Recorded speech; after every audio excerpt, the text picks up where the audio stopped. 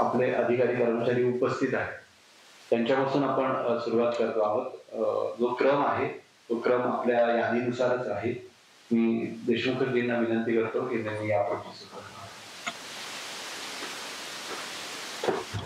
मराठी भाषा संवर्धन 15 या दुसऱ्या सत्रात परिपत्रक येते।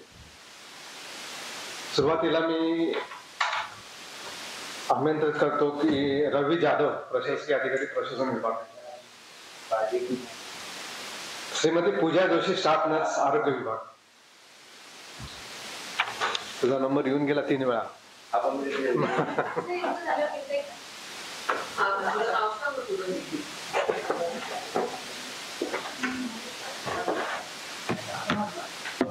नमस्कार, मी पूजा जोशी, स्टाफ नर्स, आरोग्य विभाग।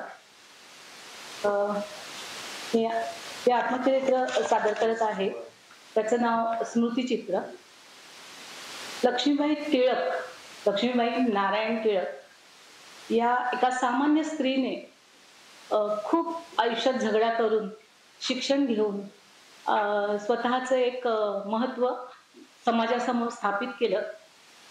तिच्याकडे आपण एक स्त्री म्हणून जेव्हा बघतो तेव्हा आपल्याला तिचा आदर आणि अभिमान वाटतो। यासाठी मी हे आत्मचरित्र वाचण्यासाठी निवडलं सुद्धा। त्यामध्ये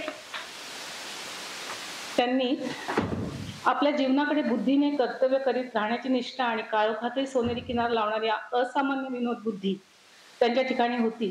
त्यातील विनोद कोणाला बोचणारा नाही, किंबहुना स्वतःवरच केलेला आहे। प्रसन्न व गोड विनोद कसा असतो ते या पुस्तकावरून समजते। थोडीशी ओळख मी लक्ष्मीबाई टिळकांची करून देते। त्या देशावरच्या आणि त्यांचं लग्न कोकणामध्ये झालं।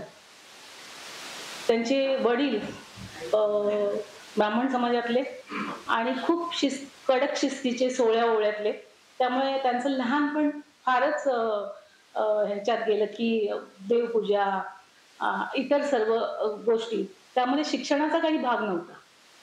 त्यानंतर त्यांचं जे लग्न झालं ते का कवी, व्याख्याते, लेखक अशा नारायणराव टिळक यांच्याशी। ते हुशार होते आणि हुशार व्यक्ती नेहमीच थोडेसे विक्षिप्त असतात। खूप काही गोष्टी ते वेगळेच करून जातात। तर टिळकांनी शेवटी ख्रिश्चन धर्म स्वीकारला आणि त्यांनी कोणतीही बळजबरी केली नव्हती लक्ष्मीबाईंवर, पण परंतु आपला नवरा जिथे आहे हे जी आपलं घर टिकावं या दृष्टीने त्या स्त्रीने शेवटी ख्रिश्चन धर्म तिने स्वतःही स्वीकारला। पण कोणत्याही त्या कुठलीही आपली घडी न विस्कटता तिने तो ख्रिश्चन धर्म स्वीकारून त्याची पुढे तशीच हे म्हणजे समाजामध्ये तसं तिने एक स्वतःचं उदाहरण ठेवलं की वेगळं होणं, त्या काळात वेगळं होणं म्हणजे फार मोठी गोष्ट होती, किंवा इतर समाजाचं स्वतः हे करणं, दुसरा धर्म स्वीकारणं ही त्या काळातली फार मोठी काहीतरी खळबळ माजवणारी गोष्ट होती। त्यामुळे त्यांच्या घरातल्या लोकांनी त्यांना वेगळं टाकलं, त्यांच्याशी कोणी बोलेना, वाईट टाकलं समाजाने। तर अशा वेळी तिने विचार करून काही काळ थांबून मग एक स्वतःसाठी विचार केला की यामध्ये काय वेगळं आहे, माझ्या नवऱ्याने का हे निवडलं असेल, आणि मग तिने नवऱ्याच्या मागे राहण्याचा त्यावेळी असा विचार केला आणि ती त्यांच्या मागे राहिली। त्यांनी ह्या स्मृतिचित्रामध्ये त्यांच्या संसारातल्या म्हणजे लग्नातल्या आठवणी, माहेरच्या आठवणी, सासरवास कसा झाला, पतीसोबत केलेल्या आंबटगोड संसाराच्या आठवणी, घेतलेले शिक्षण व त्यांना भेटलेल्या व्यक्ती व त्यांचे किस्से असे या स्मृतिचित्रामध्ये वर्णन केलं आहे आणि त्याचं स्मृतिचित्र त्यांनी रेखाटलं आहे। त्यापैकी मी एक उतारा तुम्हाला वाचून दाखवते। सासुरवास, जो की आपल्या सर्व भगिनींचा आवडता विषय आहे। ह्या पूर्वी मला वाटतं स्मृतिचित्राचं वाचन, आत्मचरित्र वाचन झालं, त्यांनी सुद्धा सासुरवास हा किस्सा निवडला होता, पण काही भाग मी त्यातला पुन्हा एकदा उजाळा देते त्यासाठी। एक दिवस मामनजी सखाराम भाऊजींना घेऊन नाशकास उतरले। आमचा संसार पाहून त्यांना समाधान झाल्यासारखे दिसले। मामनजींचा पूर्वीचा एक सत्यनारायण करायचा राहिला होता। सत्यनारायणाची पूजा झाल्यानंतर मामनजी व भाऊजी परत गेले. ते परत गेले न गेले तोच त्यांचे पत्र आले की सखाराम भाऊजींचे लग्न ठरले आहे, तरी तुम्ही उभयंता पुण्यास या. वडिलांच्या आज्ञेप्रमाणे आम्ही दोघं पुण्यास गेलो. जाताना त्यांनी आपली चिमुकली शाळा तिथल्याच एका गृहस्थाला हवाली केली. आपण स्थापन केलेली शाळा सोडताना टिळकांना फार वाईट वाटे, पण टिळकांच्या स्वभावातील हा एक विशेष होता की दृष्टीसमोर असेल त्याला जीव की प्राण करायचे, आणि दृष्टी आड झाले की ते त्याला विसरून जायचे. ही गोष्ट लक्ष्मीबाईंच्या बाबतीत सुद्धा ते खरंच करायचे. एकदा घरातून बाहेर निघून गेले की आपला संसार आहे हे ते पूर्ण विसरून जायचे, आणि मग सर्व गोष्टींना सामोरं मात्र लक्ष्मीबाईंना जावं लागायचं. पुण्याला सर्व वऱ्हाड जमले, पण कोठे काही माशी शिंकून भाऊजींचे ते लग्न मोडले. अर्थात सर्व पांगापांग झाली. दर शुक्रवारी मामांजींच्या अंगात देवी येत असे. या देवीच्या मनाप्रमाणे टिळक वागत नसत. शिवाय माझे लग्न झाल्यावर 2 महिन्यातच माझे वडील वारल्याची बातमी ही देवी असतानाच आली. त्यामुळे मामांजींना त्याच वेळी माझे सर्व अंगावरचे दागिने काढून त्यांनी मंगळसूत्र तेवढे ठेवून मला घरी पाठवले. अंगावर एक पैठणी तेवढी माझ्याजवळ होती. टिळकांना ते ठाऊक होते. त्यांनी काही निमित्त करून माझ्याजवळची ती पैठणी मागून घेतली. त्या पैठणीचे पुढे काय झाले ते कळलेच नाही. टिळक मात्र गेले मला पुण्याला टाकून. त्या पैठणीवर त्यांना प्रवासापुरते नक्की पैसे मिळाले असते. एक दिवस मामांजींनी माझी जबानी घेण्यास सुरुवात केली. लक्ष्मीबाई, पैठणी कुठे आहे? मला ठाऊक नाही. मी तिथे कोनाड्यात बांधून ठेवली होती. ते मला काही ठाऊक नाही. पैठणी आणून द्या, नाहीतर माझ्याशी गाठ आहे. मामांजी गुस्सात असले म्हणजे मला अहो जाहो म्हणत. खरी गोष्ट अशी होती की भाऊजींनी व मामांजींनी गहाण पडलेली पैठणी सोडून आणली होती. पुढे मात्र ती पैठणी अद्याप माझ्या नजरेस कधीच पडली नाही. मी एकटीच सासरी म्हणजे सासऱ्याच्या कचाड्यात सापडलेले. मामांजी मला बांगड्या भरायच्यात. मग मला काय सांगता? पैठणी आणून द्या, मग भरू बांगड्या. माझी लुगडी फाटली आहेत, मग मी काय करू? पैठणी आणून द्या, मग लुगडी घेऊ. तुमच्या गळ्याशपथ पैठणी मी हरवली नाही. ते मला काही ठाऊक नाही. मुलाची दळणी दळा, मी मग बांगड्या भरा. वरील तऱ्हेचा संवाद झाल्यावर मी मुळमुळ रडत असे. शिकेकाई, तेल काही मला ते देत नसत. मागायला गेले की वरील ठराविक साच्याचे उत्तर यायचे. एक दिवस दुपारी मामांनी बाहेरून येत त्यावेळी ते माझ्याशी फार गोड बोलू लागले. लक्ष्मीबाई, तुम्हाला लुगडी पाहिजेत ना? मला फार आनंद झाला. होय, माझ्या साड्या अगदी फाटून गेल्या आहेत. एक पाहिजे का 2? 2. एक पाहिजे असेल तर 4 रुपयाची घेतो, आणि 2 पाहिजे असतील तर 2-2 रुपयाच्या घेतो. झाले, मी काय बोलणार? मला फार वाईट वाटलं. पुन्हा कोपऱ्यात जाऊन डोळे पुसून कामाला लागले. लग्न झाल्यानंतर समोरच्या ह्या पहिल्या साड्या सासरच्या पहिल्या साड्या मला माझ्या माहेरची व गोविंद मामांची प्रेमाची आठवण येऊन सारखे उमाळे येत होते. थोड्या वेळाने मला 2-2 रुपयेवाल्या 2 साड्या मिळाल्या. असे काही दिवस गेले. पुढे मामांजींनी बदली मुरबाडला झाली होती. तिथे मला घेऊन जाण्याचे टिळकाने ठरवले. माझे मामांजी म्हणजे अतिशय टापटिपीचे गृहस्थ. सासूबाई वारल्यानंतर त्यांनी दुसरे लग्न केले नाही की इतर काही भानगडी केल्या नाहीत. त्यांचे वर्तन फार शुद्ध होते. परस्त्री ते माते समान मानित. सासूबाईंच्या नंतर घरातील सर्व व्यवस्था ते स्वतः पाहत. स्वतःच्या हाताने स्वयंपाक करीत व इतका बेताचा जेवण करीत की एक भाताचे शीतही उरायचे नाही. मुरबाडास ते रामाच्या देवळात राहत असत. शेजारीच एका खानावळ होती. आम्ही मुरबाडास पोचलो तेव्हा मामांजीचे जेवण झाले होते. ते बाहेर ओसीवर बसले होते. अर्थात घरात आम्हाला काही खाव्यास मिळाले नाही. मामांजींनी बाहेर खानावळीत आमची रवानगी केली. आठाच्या वेळी हळद कुंकवाचे वरण, भाजलेले कडवे वाल, शेवटी ताकाळलेले पाणी असा जेवणाचा थाट होता. टिळकाने त्याचे काही वाटले नाही, पण 4 पिढ्या देशावर वाढलेल्या मला मात्र ते जेवण उपासानं अधिक त्रासदायक वाटले. जेवण होऊन आम्ही घरी आल्यावर मामांजींनी मला आपले घर दाखवले. लक्ष्मीबाई, येथे जर तुम्ही काही अव्यवस्था केली, गबाळेपणा केलात तर मला अगदी खपणार नाही.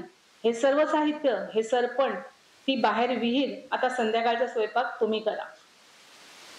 मी स्वयंपाक करण्यास बसले की मामांजी पुढच्या खोलीत एरझारा मारायचे. तिथून त्यांना स्वयंपाकघरात काय घडते आहे हे सगळे दिसायचे. पुष्कळ वेळा एकीकडे त्यांची देवपूजा चाले तर एकीकडे माझा स्वयंपाक शिकवणी चाले.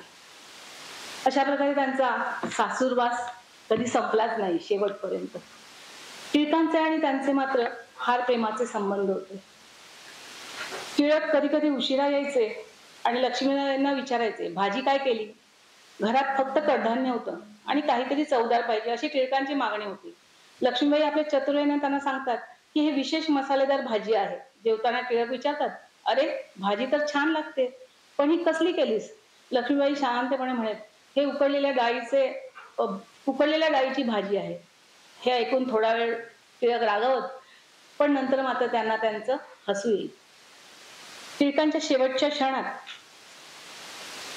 त्यांनी जेव्हा ते थोडे स्थिर स्थावर झाले, त्यांचा सगळा जम बसला, त्यावेळी ते आपल्या पत्नीच्या म्हणजे प्रेमाखातर अनेक कविता त्यांनी रचल्या होत्या ज्या की बाहेर येत नव्हत्या, परंतु त्यांनी त्या नंतर काही त्यांना वाचून दाखवायचे.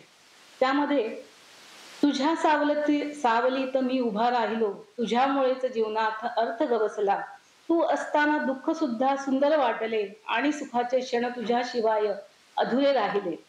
लक्ष्मीबाईंना हे ऐकूनच आपण आपला निर्णय खूप योग्य घेतला होता. आपला नवरा जरी थोडा विक्षिप्त असेल तरी पण तो आपल्याला सुख देऊन गेला, अशा त्यांच्या भावना होत्या. टिळकांच्या शेवटच्या क्षणी ते जेव्हा मृत्यू पावले त्यावेळी त्यांना अनेक म्हणजे वर्तमानपत्रातून वगैरे त्यांच्या लेखनाच्या बाबतीत काही हे यायचं, लिहून यायचं, तेव्हा त्याच्या मागे श्रीमती हे नाव लागायचं. तेव्हा त्यांना अश्रू अनावर व्हायचे आणि त्यांच्या मनातून एक कविता स्मरून गेली. मनात ही कविता मला स्पर्श करून गेली की श्रीमती नाव मज आले सौभाग्य लयाला गेले. श्रीमती नाव मज आले सौभाग्य लयाला गेले. हा तिलक राष्ट्राचा, तो नव्हता मज अबलेचा, बोलता पूर अश्रूचा, अश्रूंनी त्यास न्हाणिले सौभाग्य लयास गेले. या दाम्पत्याचा जीवन प्रवास हा नात्याचा, ताकदीचा, परस्पर प्रेमाचा आणि समर्पणाचा आदर्श आहे. त्यांचे कवितेमधील शब्द, शेवटचे प्रसंग आणि लक्ष्मीबाईंचे समर्पण हे कायम प्रेरणा देणारे आहेत. नमस्कार.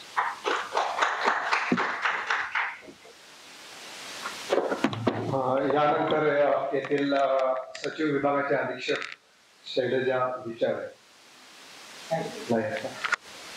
मी आता अतिक्रमण विभागातील जयश्री येवले.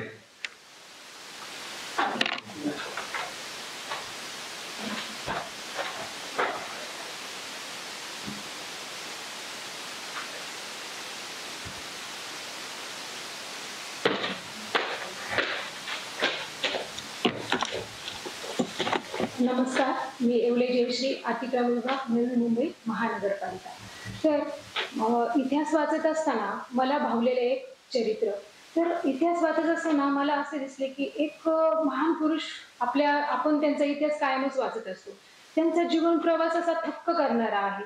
एक प्रजेच्या हितासाठी सतत झगडणारे एक व्यक्ती म्हणून ओळखले जाणारे आपले छत्रपती शिवाजी महाराज.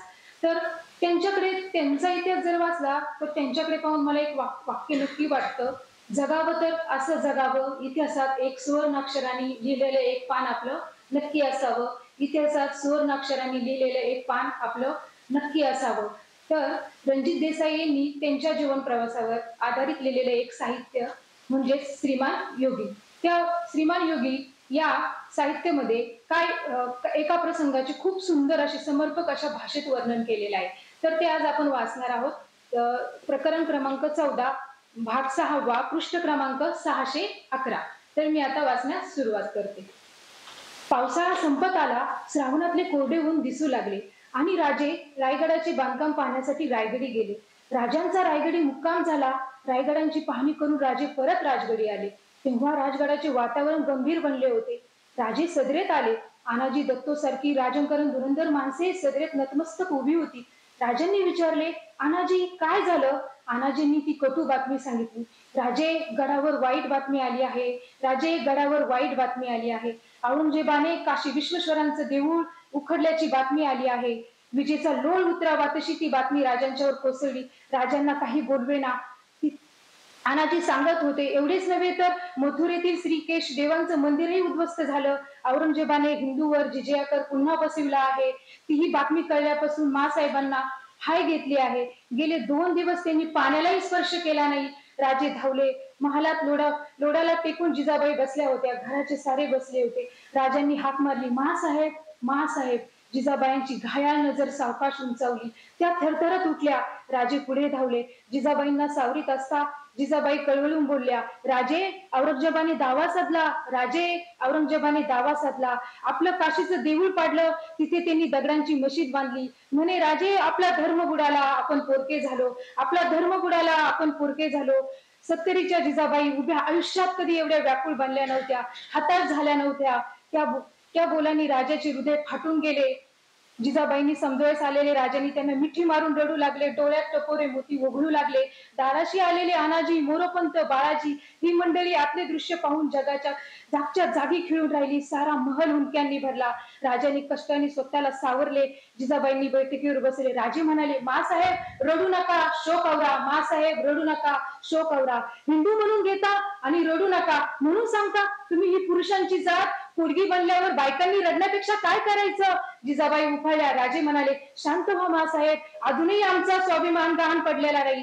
उतरलेल्या हिंदूंना कदाचित धर्माची चाड नसेल. राजपूत म्हणून घेणारे धर्म विसरले असतील, पण आम्ही तेवढे नादान बनलो नाही. तुम्ही काय करणार? जिजाबाई उद्गारल्या. काय करणार नाही ते विचारा. औरंगजेबाला आपल्या कृत्याचा पश्चाताप करावाच लागेल. काशी विश्वेश्वरांची शपथ घेऊन आज आम्ही प्रतिज्ञा करतो. औरंगजेबाला आम्ही क्षमा करणार नाही. आज ह्या घडीला आम्ही ते वैर पत्करतो आहोत. जोपर्यंत आम्ही आमच्या कुलदैवाचं मंदिर परत उभारणार नाही, तोपर्यंत आम्ही आमच्या मनाला शांती लाभणार नाही. तोपर्यंत आमच्या मनाला शांती लाभणार. राजे भावनेच्या भरात, नाही मासाहेब, ही भावनेच्या भरात केलेली वल्गना नाही. आम्ही आमच्या ताकदीचा पुरा विश्वास आहे. आज मिर्झा राजे हवे होते. आम्ही बोललो, त्यांची सत्यता त्यांना पटली असती. औरंगजेब मोकाट सुटला आहे. धर्माची नशा त्याच्या नजरेत उतरली आहे. जिजिया कर आता हिंदूंच्या वर लादला गेला आहे. त्याला पायबंद बसायलाच हवा.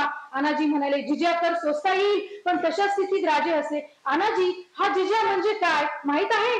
आनाजी चाचरतच म्हणाले, बिगर मुसलमानांच्यावर लादलेला हा कर. आनाजी, बस एवढा सोपा वाटतो जिजिया? औरंगजेब एवढा खुळा नाही. उखाडलेली मंदिरं पुन्हा उभा करता येतील, पण दुबळी मनं पुन्हा कशी उभारणार? उखाडलेली मनं पुन्हा उभी करता येतील, पण दुबळी मनं कशी उभी करणार? विश्वेश्वराला हात घालून औरंगजेबाने श्रद्धेला तडा दिला, पण त्या जखमी मनालाही संपूर्ण दुबळं बनवणारा हा जिजिया. मोरोपंत, तुम्हाला जिजियाची कलमं आठवतात? मोरोपंतांनी होकारार्थी मान हलविली. राजांनी आज्ञा केली, सांगा मोरोपंत, आमच्या आनाजींना एकदा जिजिया कर तरी समजू दे. मोरोपंतांनी क्षणांची उसत घेतली आणि ते बोलू लागले, महाराज, जिजिया करांची 20 कलमं आहेत. त्या कलमान्वये हिंदूंना नवीन देऊळ बांधता येणार नाही. पाडलेल्या देवळांना उभारता येणार नाही. हिंदूंची पूजाग्रह देवळांच्या जागी मुसलमानांना उतरण्याचा हक्क राहील. एवढीच नव्हे तर कोणाच्याही हिंदूच्या घरात मुसलमान शाही पाहुणा म्हणून राहण्याचा हक्क या जिजिया करांवर दिला आहे. हिंदू अपत्यांना मुसलमानी नावे ठेवण्याचा अधिकार नाही. त्यांना शस्त्र अथवा मोरखड्यांच्या अंगठ्या बाळगता येणार नाही. मोरोपंत थांबले. राजांची नजर एकदम त्यांच्यावर वळली. का थांबलात? का? आनाजी, एवढ्यावर हा जिजिया थांबत नाही. कोणीही हिंदू मुसलमानांच्या घराजवळ घर बांधता येणार नाही. हिंदूंच्या घरात कोणी वारलं तर त्या मोठ्याने शोक करता येणार नाही. हिंदूंनी मुसलमानांविषयी आदर दाखवला पाहिजे. सांगा आनाजी, हा रिवाज पाळला गेला तर या देशात आम्हाला हिंदूंना कोणतं मानाचं स्थान राहील? आत्ताच पायबंद घातला नाही तर हा हिंदुस्थान मुसलमान झाल्याखेरीज राहणार नाही. पण आपल्या हाती काय आहे? पुष्कळ आहे मासाहेब. एक ठिंगी देखील गंगा पेटू शकते मासाहेब. आम्ही एवढं रान उठू की दक्षिणेतील मोगलाई हादरून जावी. औरंगजेबाला दक्षिणेत उतरावाच लागेल. आजवर कोणी शिकवला नसेल असा धडा आम्ही औरंगजेबाला शिकू. राजाच्या बोलण्याने सारे आनंदले. आनंदजी त्वरेने म्हणाले, राजे, आज्ञा व्हावी. मुलखात एकही मशिदुबी दिसणार नाही. राजांच्या आनाजीवर नजर खेळवली. ते खिन्नपणे हसत म्हणाले, वा आनाजी, संतापाच्या भरात विवेक विसरला. अविवेकाचं उत्तर अविवेकानेच का द्यायचं असतं? हे उत्तर नव्हे, तो विचारही मनात आणू नका. बाळाजी, आम्हाला दिलेली तातडीने खलिता पाठवायचा आहे. लेखन साहित्य घेऊन या. बाळाजी गेले. खंडातून सर्व साहित्य घेऊन आले. राजे एरझऱ्या घालत होते. एकदमच ते बाळाजींना म्हणाले, वर औरंगजेबांचा मायना लिहा. जी राजे मजकूर सांगायला लागले आणि ते राजे मजकूर लिहायला लागले. आम्ही हिंदूचे पवित्र देवस्थान, काशीचे श्री शिवशंकराचे पवित्र मंदिर तुम्ही धर्मांत म्हणून पाडले. त्यावर मशीद उभी केली. पराक्रम थोर केला, ऐशा घमंडीत आपण असाल, हा अभिमान लटका आहे, हे थोड्याच दिवसात आपल्या निदर्शनास येईल. आपल्या उत्तरेत सत्ताधीश असाल, पण दक्षिणेत आमची सत्ता आहे विसरता मनात आणले तर दक्षिणेत प्रत्येक मशिदीचे मंदिर करायला वेळ किती. इस्लाम धर्म आम्ही तुमच्यापेक्षा जास्त जाणतो. माणुसकी जाणीत नाही तो धर्म कसला. हिंदूंनी जुलमाने वाटिवणे, जिजिया कराची आकारणी करणे, हे इस्लामाच्या बांध्याला न शोभणारे वर्तन हे तुम्ही करता. आम्हा केलं, आम्ही ते कदापि सहन करणार नाही. इथे तर तुमचे राज्यच नाही, पण जिथे आहात तिथेही तुम्ही तुमची पवित्र भूमी तुमची नाही. एक ना एक दिवस तुमचे दिल्ली खत्त उकडून तुम्ही पाडलेल्या मंदिराची उभारणी आम्ही करू, तेव्हाच आम्ही स्वस्थ बसू. आमची वैर निभावण्यास परमेश्वर तुम्हाला सामर्थ्य देवो, तुम्हाला सामर्थ्य देवो. राजांनी उसंत घेतली. पुतळ्याच्या बाईच्याकडे वळून ते पाहिले. मासाहेब ताट घेऊन या. शिवबा, मासाहेब असं दुबळं बनून चालणार नाही. अधर्माविरुद्ध भांडायला उभं राहायचं बळ सत्प्रवृत्त माणसाच्या अंगी असायला हवं. मिर्झा राजांसारखी माणसं दुबळी ठरली, त्यांना बगल दिली, म्हणून औरंगजेब पुढे धजला. गुंडांच्या धक्काधक्कीला चांगले माणसं भितात, ते मागे सरतात, तेव्हाच गुंडाची मालिका आघाडीवर दिसते. त्यावेळी हताश होऊन चालणार नाही. शेजारी बसून राजांनी जिजाबाईला जेवू घातले. दुसऱ्या दिवसापासून राजे ओल्या फौजेला गोळ्या होण्याचे हुकूम सोडले. राजाने मिळेल तेवढा दारू गोळा, हत्यारे, बंदुका खरेदी करण्याची फडाला दिली. राजे पुरे बैचेन बनले होते. सायंकाळी राजे माचीकडे गेले असता प्रतापराव गुजर आणि रावजी सोमनाथ परत आल्याचे कळले. संभाजी राजांच्या जहागीरांची तजवीज पाहायला गेलेले सेनापती आणि रावजी सोमनाथ वर्दी न देताच परत येतात आणि राजांना आश्चर्य वाटले. राजे तसेच वाड्याकडे परतले. प्रतापराव गुजर आणि रावजी राजांची वाट पाहत होते. सदरेवर येताच राजांनी विचारले, प्रतापराव काय झालं? प्रतापरावांच्या चेहऱ्यावर हास्य होते. ते म्हणाले, महाराज चिंता करण्याचं कारण नाही. औरंगजेबाने हिंदूवर आग पाडायला सुरुवात केली आहे ना. मोगलाई त्यामुळे प्रजा त्रस्त झाली आहे. आम्ही औरंगाबादेला असताना औरंगजेबाने आम्हाला अटक करण्याचा हुकूम शहाजादा मुअज्जमला पाठविला. त्याची बातमी आधीच शहाजाद्यांना लागली. शहाजादे औरंगजेबाच्या बाजूचे नव्हते. त्यांनी आम्हाला सूचना दिली. रातोरात फौजेसह मी औरंगाबाद सोडलं. तसेच रावजींच्या वराडात निरोपही पाठविला. आम्ही सर्व सुखरूप परत आलो. राजांनी समाधानाचा निश्वास सोडला. प्रतापरावाने सांगितले, महाराज वराडातून रावजी तसेच आले नाहीत. माझा निरोप पोहोचताच मोगलाई ठाण्यांची लुटालूट करीत लाखो रुपयाची लूट घेऊन रावजी परत आले. रावजी हे खरं? राजांनी विचारलं. रावजी म्हणाले, नाईलाज झाला महाराज. आपण आग्र्याला जाताना वाट खर्चाला दिलेले 1,00,000 रुपये औरंगजेबाने कापून घेतले. ते आम्ही विसरलो नाही. त्यावर कळस म्हणून हा कट रचला. तो हा मोडलाच होता. मग हात हलवीत आपल्याला समोर येणं बरं वाटलं नाही, म्हणून येताना औषापर्यंत सर्व वराड प्रांत लुटीत आलो. 20 लाखांची लूट मिळवली. धन्यवाद.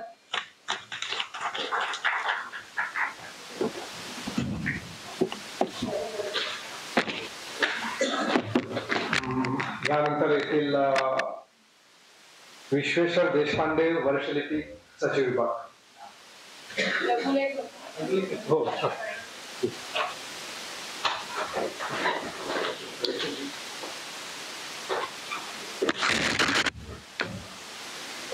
सर्वांना नमस्कार.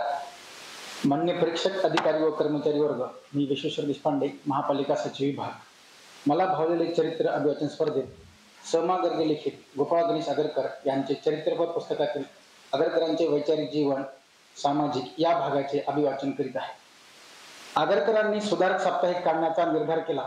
तो केवळ केसरी साप्ताहिकाला प्रतिस्पर्धी साप्ताहिक असले पाहिजे अशा हेतूने नव्हे, तर सामाजिक सुधारणांचा विचार आपल्या इच्छेप्रमाणे आणि स्वतंत्र वृत्तीने समाजापुढे मांडता यावा ही त्यामागे त्यांची दृष्टी होती.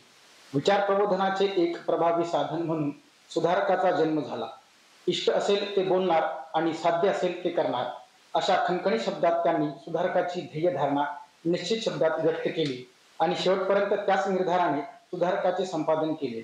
कोणाच्याही दडपणाखाली वृत्तपत्र नसावे, कोणाच्याही भिडेखातर त्यात मजकूर प्रसिद्ध होऊ नये, कोणाचाही निंदेपणा पत्करून प्रतिकूल परिस्थितीत देखील लेखणी झिजवू नये, कोणत्याही प्रलोभनाला बळी पडता कामा नये अशी अनेक उद्दिष्टे सुधारक प्रसिद्ध करताना आगरकरांनी आपल्या मनाशी निश्चित केली होती.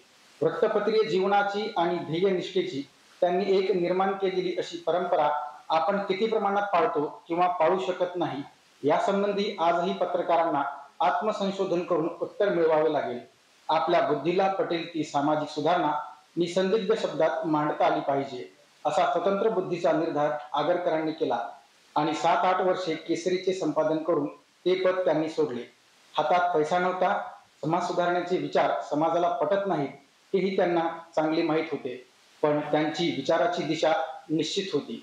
समाजाच्या विचारात आणि आचारात आधुनिक काळाला अनुसरून सुधारणा झाली पाहिजे अशी उत्कट तळमळ ही मनात होती आणि केवळ याच भांडवलावर त्यांनी नवे साप्ताहिक प्रकाशित करण्याचे अवघड काम हाती घेतले. सुधारणा आपोआप होत राहतील, त्यासाठी मुद्दाम उद्योग करण्याची जरूर नाही असे मत मांडणाऱ्या आक्षेपकांना त्यांनी सुधारक पत्रातून मोठ्या हिरिरीने उत्तर दिले. त्यासाठी त्यांनी त्यांच्या काळातील परिस्थितीचे वास्तववादी विश्लेषणही केले. ते म्हणतात, इंग्रजी राज्य होईपर्यंत आमचे सर्व व्यक्तिजीवित्व व राष्ट्रजीवित्व ठशात घालून ओतलेल्या पोलादासारखे किंवा निर्भीड शृंखलाबद्ध बंदिवानासारखे अथवा उदकाच्या नित्य आघाताने दगडाप्रमाणे कठीण झालेल्या लाकडासारखे किंवा हाडकासारखे शेकडो वर्षे होऊन राहिले असे म्हणण्यास हरकत नाही की गतिशून्य आणि उद्योगशून्य स्थिती म्हणजे शिलावस्थाच आहे. या परिस्थितीत आपोआप सुधारणा होईल ही अपेक्षा केवळ आचरटपणाचीच नव्हे तर भित्रटपणाचीच आहे असेही ते म्हणतात. आणि त्यावर उपाय म्हणून मूळ प्रकृती म्हणजे भारतीय आर्यत्व न सांडता पाश्चिमात्य नवीन शिक्षणाचा व त्याचबरोबर ज्या नवीन कल्पना येत आहेत त्यांचा आम्ही योग्य रीतीने अंगीकार करीत गेलो तरच आमचा निभाव लागणार आहे. अनेक लोकांच्या मनावर शतकानुशतकांच्या परंपरांचे दडपण असते. अनेक पूर्वग्रह मनात खोलवर घर करून बसलेले असतात. त्यामुळे सर्वसामान्य मनुष्यत्वाच्या मनाची प्रतिकार शक्तीच दुबळी बनते. नवीन दृष्टीने विचार करण्याचे धैर्यही होत नाही.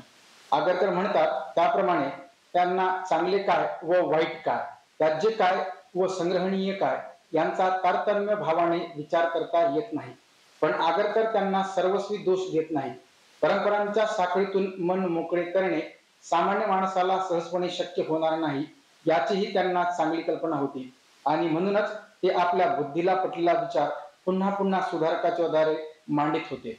सुधारक हे विचार प्रबोधनाचे साधन मानून त्याद्वारे त्यांनी निर्भयपणे आपल्या मनातील विचार व्यक्त केले आणि तसे करणे का आवश्यक असते हेही सांगितले. ते म्हणतात, सभ्यपणाची मर्यादा न सोडता समाजाच्या हितास्तव त्याला जी गोष्ट बरी वाटते ती त्याने उघडपणे बोलून दाखविणे यातच समाजाचे कल्याण आहे. आम्हास जे बरे दिसत आहे ते आम्ही का न बोलावे हे आम्हास समजत नाही.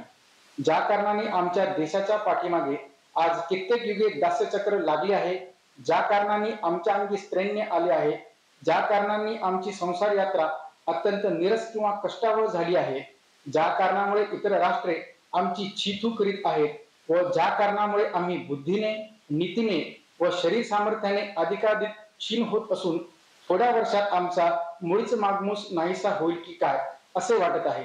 ही कारणे अल्पसमजुतीच्या, खोट्या विचाराच्या, स्वार्थी, भेकड किंवा मत्सरी लोकांच्या दूषणाला भिवून उघड सांगण्यास कचरणारे सारेच होतील. तर या भारतीय समाजाचे किंवा त्यातील कोणत्याही व्यक्तीचे डोके वर निघण्याचा संभव नाही.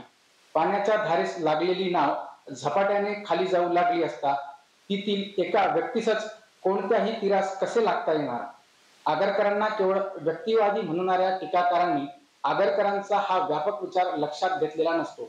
समाजाची उन्नती अगोदर की व्यक्तीची उन्नती अगोदर असा विकल्प मांडणाऱ्या टीकाकारांना आगरकरांचा समाज व त्यांच्या हितसंबंधाचा व्यापक अर्थ समजून घेतला पाहिजे. समाज आणि व्यक्ती यांचे जणू द्वंद्व असते असे गृहीत धरून टीका करणाऱ्यांना आगरकर म्हणतात, ज्यांच्या मनात समाजात राहून आपली उन्नती करून घ्यावी अशी उत्कट इच्छा असेल त्याने अगोदर समाजाची उन्नती करण्याचा प्रयत्न केला पाहिजे. समाजच खालोखाली जात असेल तर हात वर कोठून येणार. वृत्तपत्र संपादकांनी लोकशिक्षणाचे कार्य केले पाहिजे हा विचार तर आगरकरांच्या मनात निश्चित झालेला होताच, पण तसा निश्चय होणे एवढेच करून भागत नाही. त्यासाठी निर्भयपणे शेवटपर्यंत संघर्ष करण्याची संपादकाची तयारीही असावी लागते. आपला विचार समाजाच्या गतानुगतिक मनाला पटत नाही किंवा आकलन होत नाही हे माहीत असूनही पुन्हा पुन्हा तोच विचार अधिक निर्धारपूर्वक सांगावा लागतो. अशा वेळी अनेक वेळा किंबहुना सर्वदाच लोकांची मने दुखविण्याचा प्रसंग येतो. त्यांची स्पष्टता आणि राग संपादकाला ओढवून घ्यावा लागतो. अशा वेळी वाचकांकडून वरचेवर धमक्याही येतात, पण अशा धमक्यांना आगरकर आणि त्यांचा सुधारक करून उरणारे होते. आगरकरांनी सुधारक काढण्याचा हेतू या मथळ्याखाली पहिल्याच अग्रलेखात आपले ध्येय आणि धोरण स्पष्ट केले. तो अग्रलेख आगरकरांच्या जीवनाचे आणि विचारांचे जणू सारच आहे असे म्हणता येईल.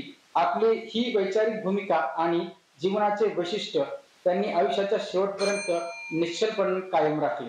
धन्यवाद.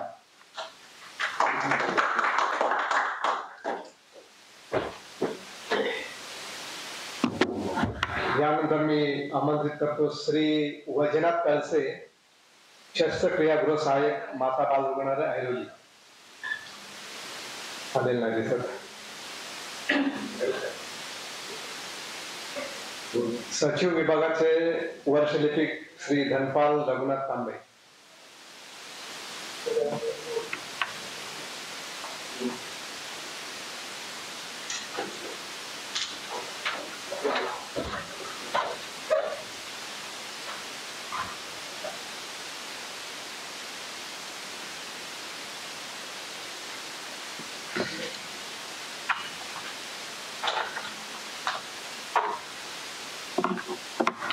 सर्वांना माझा नमस्कार.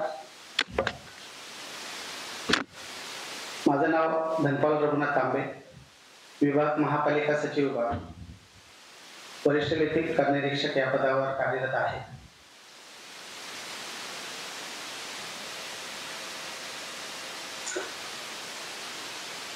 मराठी भाषा संवर्धन पंधरवडा निमित्त मला भावलेले चरित्र अभिवाचन स्पर्धेत समा गर्गे लिखित गोपाळ गणेश आगरकर यांचे चरित्रपर पुस्तकातील काही भागांचा मी अभिवाचन करीत आहे.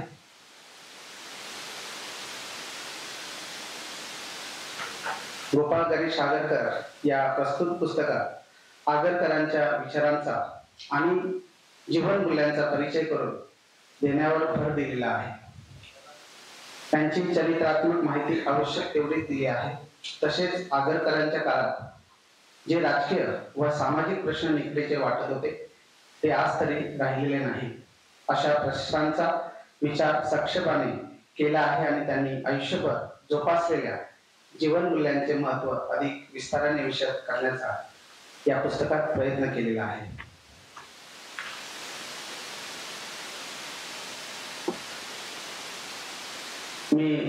मला भावलेले चरित्र अभिवाचन समा गर्गे लिखित गोपाळ गणेश आगरकर यांच्या पुस्तकातील काही भागांचं अभिवाचन करत आहे. आगरकरांचे वैचारिक जीवन राजकीय. आगरकरांनी सामाजिक सुधारणांचा ध्यास घेतला होता. त्यासाठी त्यांनी समाजातील विविध प्रश्नांची चिकित्सा केली.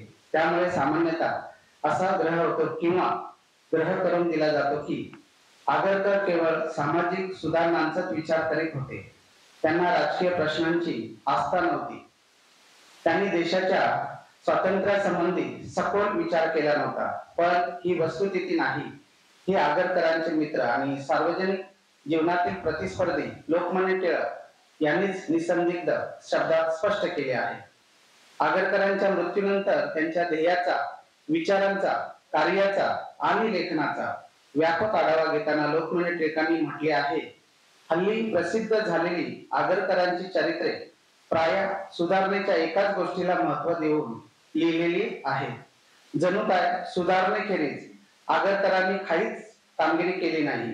आगरकरांची राजकीय मते काय होती याची आम्ही चौकशी केली होती काय? 1888 सालापर्यंत केसरीत राजकीय विषयांवर लेख आले ते बहुतेक आगरकरांचे आहेत आणि त्यानंतर सुधारकातही अशा प्रकारचे बरेच निबंध आले आहेत. या सर्वांचे सूक्ष्म निरीक्षण केले असता असे दिसून येईल की आगरकर हे पक्के स्वराज्यवादी होते. राजकीय व औद्योगिक अवनती पाहून त्यांचे चित्त केशवपणादी चालीच्या निरीक्षकापेक्षाही अधिक संतप्त व दुःखित होत असे. जो तार्किकपणा समाज सुधारणे संबंधाने त्यांच्या अंगी बसत होता तोच तार्किकपणा त्यांनी राजकीय बाबीवरील आपल्या लेखनातही पूर्णपणे उपयोगात आणला आहे. ज्यांना बाकीच्या बाबी पाहावायच्या नव्हत्या त्यांना सगळा आगरकर नको होता, किंबहुना तो त्यांच्या पचनी पडला नसता. लोकमान्य टिळकांनी या लेखात एक महत्वाचे विधान केले आणि ते म्हणजे 1888 सालापर्यंत केसरीत जे राजकीय विषयावर लेख आले ते बहुतेक आगरकर यांचे आहेत असे विधान करण्यात लोकमान्य टिळकांच्या मनाचा मोठेपणा दिसतो. तसेच वृत्तपत्र नीतीच्या संदर्भात प्रामाणिकपणाही व्यक्त होतो. आम्ही स्वतंत्र का गमावले? आगरकरांनी सामाजिक सुधारणेचा विचार जेवढ्या हिरिरीने मांडला तेवढ्याच हिरिरीने राजकीय स्वातंत्र्याचा विचारही प्रतिपादन केला. हे लोकमान्यांच्या अभिप्रायावरून सहज लक्षात येते. आपले स्वराज्य नाहीसे होऊन आपण इंग्रजांच्या सत्तेखाली परतंत्र बनलो याविषयी त्यांनी खंत आणि दुःख व्यक्त केले. पण केवळ दुःख व्यक्त करून ते थांबले नाही किंवा केवळ आवेशाने त्यांनी राजकारणाची भूमिका मांडली नाही. प्रथम त्यांनी आपण आपले स्वातंत्र्य का गमावून बसलो याची चिकित्सा केली. आपल्या राष्ट्रीय गुणदोषांबद्दल विवेचन केले. आपल्या सामाजिक परिस्थितीची जाणीव करून दिली आणि या परिस्थितीत उल्लेखनीय परिवर्तन घडून आणल्याशिवाय आपण परकीय सत्तेला निर्धाराने आणि जाणीवपूर्वक प्रतिकार करू शकणार नाही हेही स्पष्ट केले. इतिहासासंबंधीची योग्य संदर्भात माहिती करून घेतली तरच वर्तमान काळाचे यथायोग्य ज्ञान होऊ शकेल आणि भविष्य काळाविषयी धोरण आखता येईल अशी त्यांची धारणा होती. म्हणून ते ऐतिहासिक घटनांच्या संदर्भात समाजाने आत्मसंशोधन करावे असा आग्रह धरतात. इतिहासाचा धावता आढावा घेताना ते म्हणतात, सुमारे 3 पिढ्यांपूर्वी म्हणजे 500 वर्षापूर्वी आम्ही राष्ट्रीय स्वातंत्र्य शैलाच्या शिखरावर होतो. ते स्थान तरी आम्ही मुसलमानांपासून मोठ्या कष्टाने काबीज करून घेतले होते. आमच्या अंगात राजकौशल्य असते तर आम्ही ते स्थान जाऊ दिले नसते. पण तसे कुठून होणार? पूर्वीपासूनच खऱ्या देशाभिमानाची कल्पना या हिंदू लोकांस नाही असे म्हणण्यास हरकत नाही. ती असती तर मुसलमानास देखील आम्ही येथे पातशाही स्थापू दिली नसती. आगरकरांच्या मते या देशात बुद्धी आहे आणि शौर्यही आहे, पण या दोहोंचा संयोग होऊन हेतुपुरस्सर काही कार्यसिद्धी मात्र झाली नाही. या संदर्भात त्यांनी राजपुतांच्या शौर्याचा उल्लेख केला, पण ते मुत्सद्देगिरीत कमी पडले असेही त्यांनी मत व्यक्त केले. मराठ्यांच्या बाबतीत ते म्हणतात, काही विशेष कारणांमुळे या महाराष्ट्र देशातील लोकांत अक्कल आणि शौर्य यांचा स्वल्पकालीन संयोग झाल्यामुळे त्यांनी मुसलमानांचे पारतंत्र्य जुगारून दिले व काही वेळ स्वराज्याचा उपभोग घेतला. पण मुसलमानांहून वरिष्ठ शत्रूशी झगडण्याचा प्रसंग आल्याबरोबर तेही आपले कष्टार्जित स्वातंत्र्य गमावून बसले. इंग्रजांसारख्याशी आमची गाठ पडून साऱ्या भारतीयास परवशता आली ही गोष्ट फार वाईट झाली यात संशय नाही. पण ती बद्दल विशेष खेद करणे बरोबर दिसत नाही. इंग्रजांपूर्वी आम्ही मुसलमानांचे गुलाम कशासाठी झालो या प्रश्नाचे उत्तर देताना आगरकर आपल्या ऐतिहासिक पराभवाची मीमांसा करतात. पण त्यांची मीमांसा देशवासियांच्या स्वाभिमानाला धक्का देते, समाजाचा उत्साहभंग करते आणि अशा प्रकारे पराभूत झालेल्या लोकांना अधिकच निरुत्साही बनविते अशी टीका त्यांच्या काही समकालीनांनी केली होती. धन्यवाद.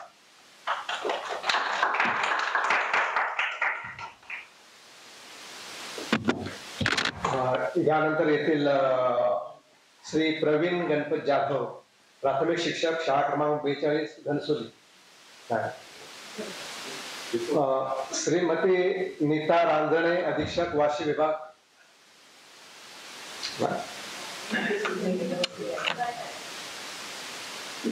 त्यानंतर येथील आपले प्रशासन विभागाचे प्रशासकीय अधिकारी श्री रवी जाधव.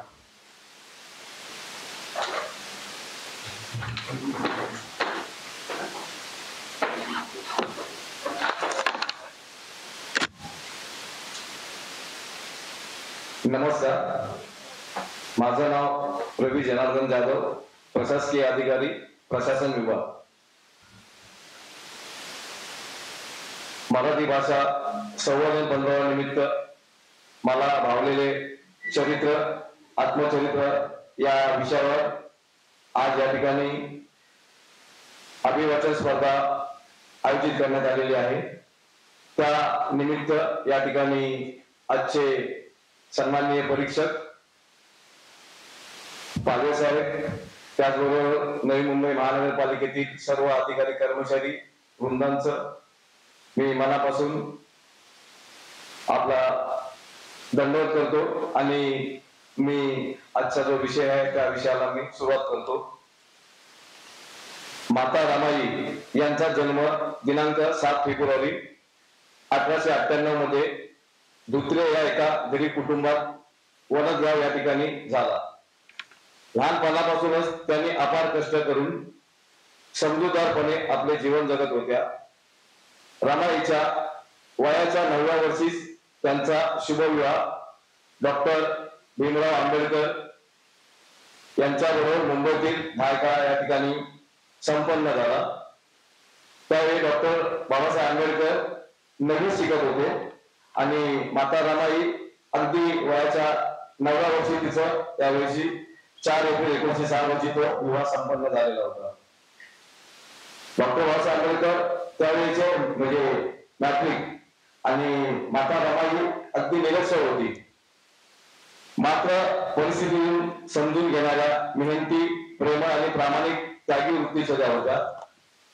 डॉक्टर बाबासाहेब आंबेडकरांनी त्यांना क्रांतीसूर्य महात्मा फुले यांनी तत्कालीन परिस्थितीत ज्ञानज्योती सावित्रीबाई फुले यांना स्वतः घरी लिहायला वाचायला शिकवले. त्याच धर्तीवर डॉक्टर बाबासाहेब आंबेडकरांनी सुद्धा माता जी रमाई जी निरीक्षर होती तिला काही प्रमाणात शिकवून साक्षर केलं. त्याचा त्यांच्या जीवनात निश्चितच चांगला परिणाम घडून आला आहे. अशा त्यागमूर्ती, कारुण्यमूर्ती, उदंड मानवतावाद, समजूतदारपणा व कष्टाळू मातेचा डॉक्टर यशवंत मनोहर यांनी या लेखकाने रमाई या पुस्तकातील मला भावलेल्या चरित्राचं मी या ठिकाणी आता वाचन करीत आहे. डॉक्टर बाबासाहेब आंबेडकर कोलंबिया विद्यापीठातून शिकत असताना त्यांनी माता रमाईला प्रथम पत्र लिहिले. ते पत्र माता रमाईच्या हाती येताच रमाईने ते आदर्शासारखं वाचलं. एका डोळ्यात तिचं काळीज नाचत होतं, दुसऱ्या डोळ्यात डग उतरले होते. वाचता येण्याचं महत्व आता तिला कळलं होतं. आपल्या पतीने आपल्याला जे शिकवलं त्याचं मोल तिला कळलं होतं. आपल्या पतीचं पत्र आपण वाचू शकतो, त्यांच्याशी प्रत्यक्ष संवाद साधू शकतो, याचा तिला अपार आनंद झाला. कृतार्थ वाटली. तिने ते पत्र खूपदा वाचलं. मोर झालेल्या मनात कालवा कालवा होत होतीच. तरी यावेळी आपला पती आपल्याशी प्रत्यक्ष बोलत असल्याचं सुख ती अनुभवत होती. तिने घरच्यांना पत्र दाखवलं, शेजारा पाजारांना पत्र दाखवलं. या आनंदाच्या भरात तिने पहिलं पत्र डॉक्टर बाबासाहेब आंबेडकर यांना लिहिलं. म्हणजे डॉक्टर बाबासाहेब आंबेडकर परदेशात होते आणि ते पत्र त्यांना मिळाल्यानंतर माता रमाई तिने पहिलंच पत्र डॉक्टर बाबासाहेब आंबेडकर लिहिलं. ते पत्र असं आहे. आपलं पत्र वाचल्यानंतर साहेबांच्या चरणी रमाचा शिर साष्टांग दंडवत. आपलं पत्र आलं, ते वाचलं, खूप आनंद झाला. साहेब, आमची काळजी करू नका, आम्ही सारे कुशल आहोत, मी सांभाळते सगळं. आपलं पत्र मुंबईतील शेजाऱ्या पाजारांनी वाचलं. सगळ्यांनाही खूप आनंद झाला. कष्टाची मला चिंता नाही. माझं आपल्याशी लग्न झालं त्याचा मला खूप गौरव वाटतोय. आपण खूप शिकावं हीच माझी कामना आहे. आपल्या पत्रात अनेक गोष्टी आपण लिहिल्यात. मी तुमच्या पाठीशी खंबीरपणे उभी राहीन, वाटेल ते कष्ट करीन, पण मागा हटणार नाही याची खात्री बाळगावी. आम्ही सर्व खुशाल आहोत असं समजा. आपण जेवण वेळच्या वेळी घ्या, तब्येतीची काळजी घ्या. यशवंताला, अर्थात माता रमाईचा आणि डॉक्टर बाबासाहेब आंबेडकरचा सुपुत्र यशवंत, आपलं पत्र त्यांनाही वाचून दाखवलं. बाबा कधी येणार असं तो पुन्हा पुन्हा विचारतोय. पत्र पाठवून कुशाळी कळवावी. यानंतर माता रमाई यांच्या जीवनात अनेक चढ-उतार झाले. त्यात त्यांना एकूण 5 अपत्य झाली. त्या 5 अपत्यापैकी त्यांची 4 अपत्य लहानपणीच म्हणजे पंचतत्वात विलीन झालेले. एकच अपत्य यशवंत. आणि लहानपणापासूनच या मातेला अनेक त्यांच्या जवळचे नातेवाईक मृत्यू तिने जवळून पाहिलं होतं आणि मृत्यूशी त्यांचं अगदी जवळ घट्ट असं नातं झालं होतं. मृत्यू हे त्यांची आता खरी शक्ती निर्माण झाली होती. अशा या मातेचं ज्यावेळी डॉक्टर बाबासाहेब आंबेडकर बॅरिस्टर होऊन मुंबईला आले, खूप लोक त्यांच्या स्वागताला गेले. हजारो लोक गेले, पण रमाईचा तर पतीच आला होता. तिच्या पुढे मात्र वेगळाच प्रश्न होता, साहेबांच्या स्वागताला कसं जावं. आपल्याला एकच लुगडं आहे आणि तेही फाटकर लुगडं नेसून मी नवऱ्याच्या स्वागताला गेली तर लोक काय म्हणतील, बॅरिस्टर बायको फाटकर लुगडं नेसून आली, माझ्या नवऱ्याची मान खाली जाईल, असं मी वागणार नाही, असं मी कदापि घडणार नाही. पण स्वागताला जायचंच. रमाला आठवलं, कुठल्याच्या सत्कारात डॉक्टर भीमराव आंबेडकरांना शाहू महाराजांनी जरीचा पटका दिला होता. तिने तो काढला, ती आणि तो पटका त्या साडीवरच तिने नेसला आणि ही भीमरावची पत्नी त्यांच्या स्वागताला गेली. कोणाच्याही लक्षात आलं नाही, पण भीमराव उडत्या पाखरांची पिसं बोलणारा माणूस, शब्द ओठावर येण्याआधीच अर्थ लक्षात घेणारा प्रज्ञा सूर्यतू. त्यावेळी तो रमाईसाठी रडता येणं शक्य नव्हतं. हजारो लोकांच्या घराडाभोवती रमाई होती, पण भीमराव यावेळी रमाईसाठी रडले. ती आसवे दिसली फक्त रमाईच्या आसुसलेल्या डोळ्यांना. रमाई नवऱ्याची जीवाभार बाजूवात होती, खंगत होती. 1930 साली डॉक्टर बाबासाहेब आंबेडकर लंडनला जायची तयारी करू लागले, तेव्हा माता रमाईची प्रकृती खूपच ढासळली होती. त्यावेळी त्यांनी आपल्या रमाईला एका धारवाडच्या ठिकाणी वसतिगृहात जायला सांगितलं.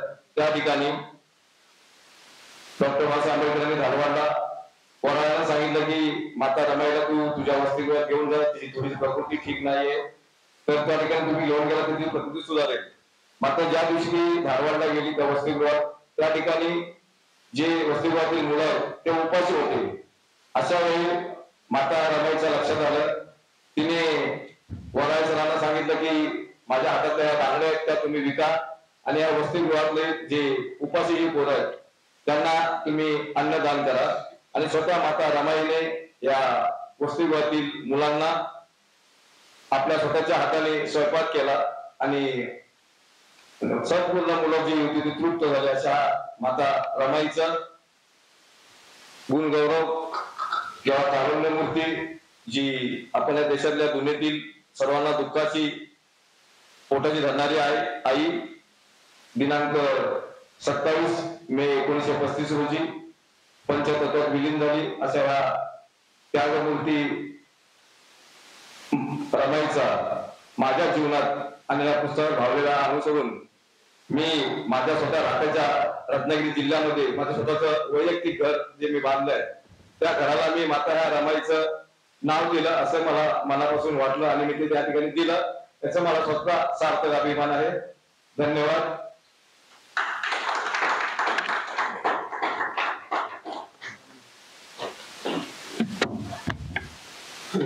यानंतर येथील श्री सुनील गावित, प्राथमिक शिक्षक, शाळा क्रमांक 42 घनसोली.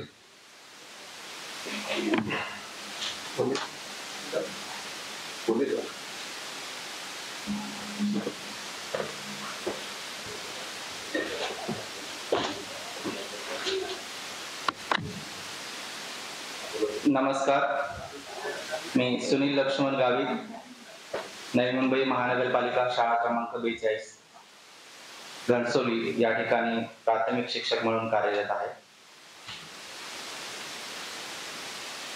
भुकेलेल्या लाज नसते, गरिबीला साज नसतो. भुकेलेल्या लाज नसते, गरिबीला साज नसतो. भुके कंगालांसाठी जगणाऱ्यातच खरा सरताज असतो. आणि असंच सरताज म्हणून ज्यांचं आपण नाव घेऊ त्या गोदावरी परुळेकर, ज्यांनी गरीब, आदिवासी, भुके, कंगाल अशा या सर्व माणसांसाठी कार्य केलं, आपलं आयुष्य वेचलं. त्यांचं आत्मचरित्र जेव्हा माणूस जागा होतो. हे पुस्तक गोदावरींनी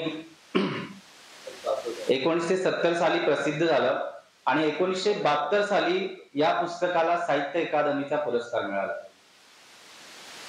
खरं पुस्तक आपणा सगळ्यांसाठीच वाचनीय असं आहे आणि या पुस्तकातून गरीब लोक, आदिवासी लोक जे पालघर, डहाणू या एरियामध्ये, या क्षेत्रामध्ये त्या काळामध्ये म्हणजेच 1945 स्वातंत्र्यपूर्व काळामध्ये त्यांची काय स्थिती होती आणि त्या स्थितीतून त्यांना बाहेर कसे काढले, त्यांना कसा एक प्रकाश दिला, नवचैतन्य दिलं आणि त्या लोकांमध्ये आत्मसन्मान त्या लोकांमध्ये जागृत करण्यासाठी कसा केला हे या पुस्तकांमधून आपल्याला वाचायला मिळेल. हे मौज प्रकाशनचे पुस्तक आहे आणि त्यांचे पती गोदूताईंचे पती कॉम्रेड शामराव परुळेकर यांच्या स्मृतीस त्यांनी ते अर्पण केलेले आहे. त्यांच्या सांगण्यावरूनच खरं पाहता त्यांनी हे आत्मचरित्र लिहिले. 1964 साली त्यांनी प्रकरणं लिहिली होती. एकूण प्रकरणं 14 आहेत या पुस्तकामध्ये. पण या पुस्तकाच्या पानावरती आपल्याला बघायला मिळेल की त्या आदिवासी वारली समाजातील जे लोक आहेत त्यांच्यावर किती अन्याय अत्याचार होत होते.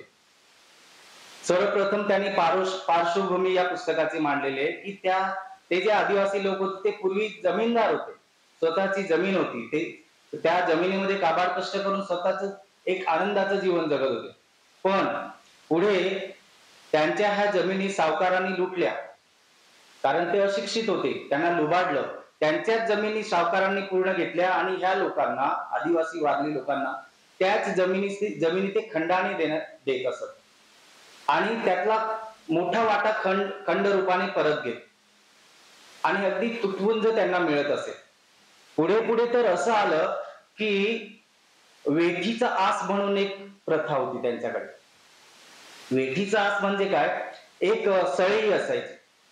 ती सळई ज्या कुटुंबामध्ये गेली त्या कुटुंबाने दुसऱ्या दिवशी त्या जमीनदाराच्या शेतावर जायचं आणि दिवसभर सर्व कुटुंबातील व्यक्तींनी राबायचं आणि त्यांना दुपारी फक्त एका माणसाला पुरेल एवढं भात दिला जायचा. तो पण तांदूळ नाही, भात दिला जायचा.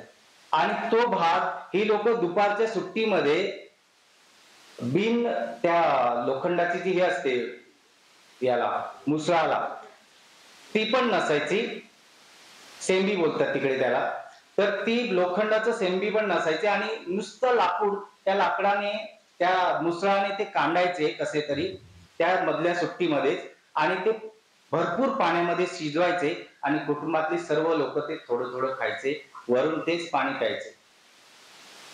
म्हणजे एवढे खूप त्यांचे हाल असायचे आणि संध्याकाळी त्यांना काहीच दिलं जायचं नाही. पुन्हा पोट रिकामे, दुसऱ्या दिवशी पुन्हा काम आहेच आणि तोच आस नंतर त्यांनी दुसऱ्या कुटुंबाकडे द्यायचा, म्हणजे त्यांच्या दुसऱ्याचा टर्न असणार. असे रोज चालायचे, वर्षभर चालायचे. एके दिवशी काय झालं, एका कुटुंबामध्ये वेठीचा आस आला. कुटुंबातील सर्व लोक दुसऱ्या दिवशी त्या जमीनदाराच्या शेतावरती कामाला गेली, पण त्या घरातील एका स्त्रीला ताप आला होता, एका महिलेला ताप आला होता. ती काय त्या कामावरती जाऊ शकली नाही आणि ती गेली नाही म्हणून त्या जमीनदाराचे जे मुकादम, त्यांनी मुकादम ठेवलेले असायचे बाकीचे सगळे कामं बघण्यासाठी, ते मुकादम तिच्या घरी आले, तिला घरातून ओढत बाहेर काढले, लाथ्या बुक्क्यांनी तुडवलं, का कामावर आली नाहीस म्हणून. तिने गयावया केली, ताप आला वगैरे वगैरे, पण ते कोणी कोणाचं ऐकत नव्हते आणि असेच खूप सारे कष्ट त्यांना सहन करावे लागायचे. गोदूताईंनी आपल्या पती कॉम्रेड शामराव परुळेकर यांच्या साथीने 1945 पासून तिथे कामाला सुरुवात केली. जेव्हा त्या पहिल्यांदा त्यांनी तलासरीला पहिली सभा घेतली तर त्या सभेमध्ये एकही आदिवासी बोलायला तयार नसायचे आणि त्या सभेत त्या जमीनदाराचेही लोक होते. गोदूताईंनी त्या नियम दाखवून त्या जे जमीनदाराचे लोक होते त्यांना हाकलून लावलं. नंतर हळूहळू लोक बोलायला लागले आणि यांच्या जवळ यायला लागले, त्यांची गाऱ्हाणे सांगायला लागले आणि ह्या एक एक प्रश्न घेऊन आणि त्यांचे प्रश्न सोडवायला लागले. असे अनेक प्रसंग आपल्याला या जेव्हा माणूस जागा होतो या पुस्तकामध्ये बघायला मिळते. त्यातील काही प्रसंग मुद्दा म्हणून आपण त्याचं वाचन करूया. एका शेतकऱ्याच्या शेतीची हद्द मालकाला बदलून हवी होती. कुळाची जमीन काढून घेऊन मालकाची जमीन वाढवून हवी होती. शेतकरी कबूल होईना.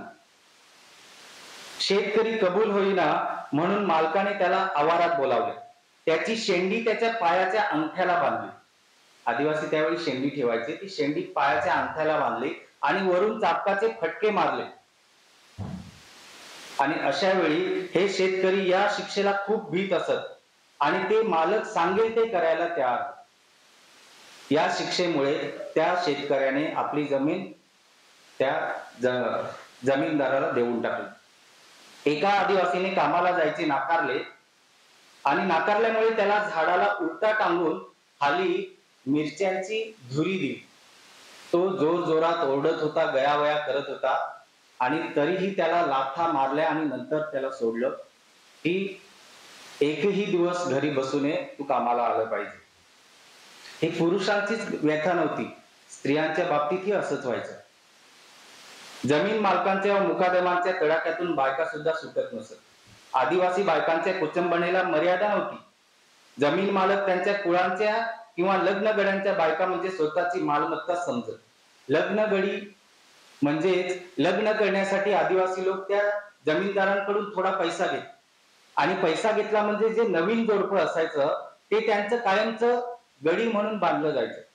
वर्षभर त्या दोघांनी त्या जमीनदाराकडे काम करायचं आणि त्या बाईवर सुद्धा या जमीनदारांचा ते आपलीच मालमत्ता म्हणून हक्क गाजवत. कामाला आलेल्या बायकांची अचकट विचकट थट्टा करणे, त्यांना धक्के मारणे, त्यांच्या अंगाला वेळी अवेळी स्पर्श करणे, चिमटे घेणे, एक ते गाठून अतिप्रसंग करणे या नित्याच्या घटना होत्या. असे अनेक प्रसंग आपल्याला यामध्ये बघायला मिळतील. आणि एकदा तर एका शेतकऱ्याने आपल्या बाईला उचलून नेले म्हणून त्याचा विरोध केला, तर त्या जमीनदार लोकांनी त्याला फरफटत नेलं आणि एक खड्डा खोदून त्या खड्ड्यामध्ये जिवंत गाडलं. आणि नुसतं जिवंत गाडलं नाही, त्या गाडल्यामुळे त्याची बायको, त्याचे वडील घाबरून तिथून पळून गेले. पण ही गोष्ट कोणी कोणाला सांगत नव्हतं. पण या काणी त्या काणी करून ही गोष्ट बाहेर आली आणि जेव्हा तपास झाल्यानंतर पोलीस तपासामध्ये त्या ज्या ठिकाणी त्याला पुरलं होतं तिथे खोदकाम करण्यात आलं आणि तिथे मिळालेली जी हाडं होती ती हाडं डॉक्टरांकडून तपासली गेली आणि डॉक्टरांनी त्याचा अहवाल दिला की ही झाडं तर बैलाची. म्हणजेच या गरिबांचं, या आदिवासी वारली लोकांचं जीणं म्हणजे गुराढोरांचं जीणंच होतं आणि तिथे कोणीही त्यांना वाली नव्हता. अशा वेळी या गोदूताई आणि त्यांचे कॉम्रेड जे कम्युनिस्टचे कार्यकर्ते होते ते त्यांना वेळोवेळी मदत करत. त्यावेळी सरकारने गोदावरी परुळेकरांना जिल्हा बंदी करून टाकली. 1953 पर्यंत जिल्हा बंदी केली. तरी पण त्या बंदी असताना जर त्या तिथे गेल्या आणि हे जर माहिती झालं तर त्यांना तुरुंगवास होईल.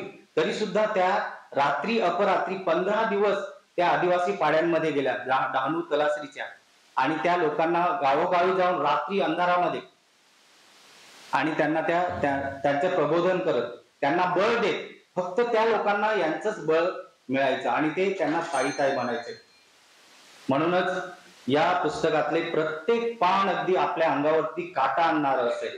प्रत्येकाला मला हीच विनंती आहे की लोक आपल्या अशा गरिबांमध्ये जर अस्मिता निर्माण करायची असेल तर ती कशी करावी याचा वस्तुपाठ म्हणजे जेव्हा माणूस जागा होतो, हे प्रत्येकाने वाचावं अशी माझी इच्छा आहे. धन्यवाद. यानंतर येथील श्री चंद्रसेन विश्वासराव, सचिव विभाग, गोष्टी.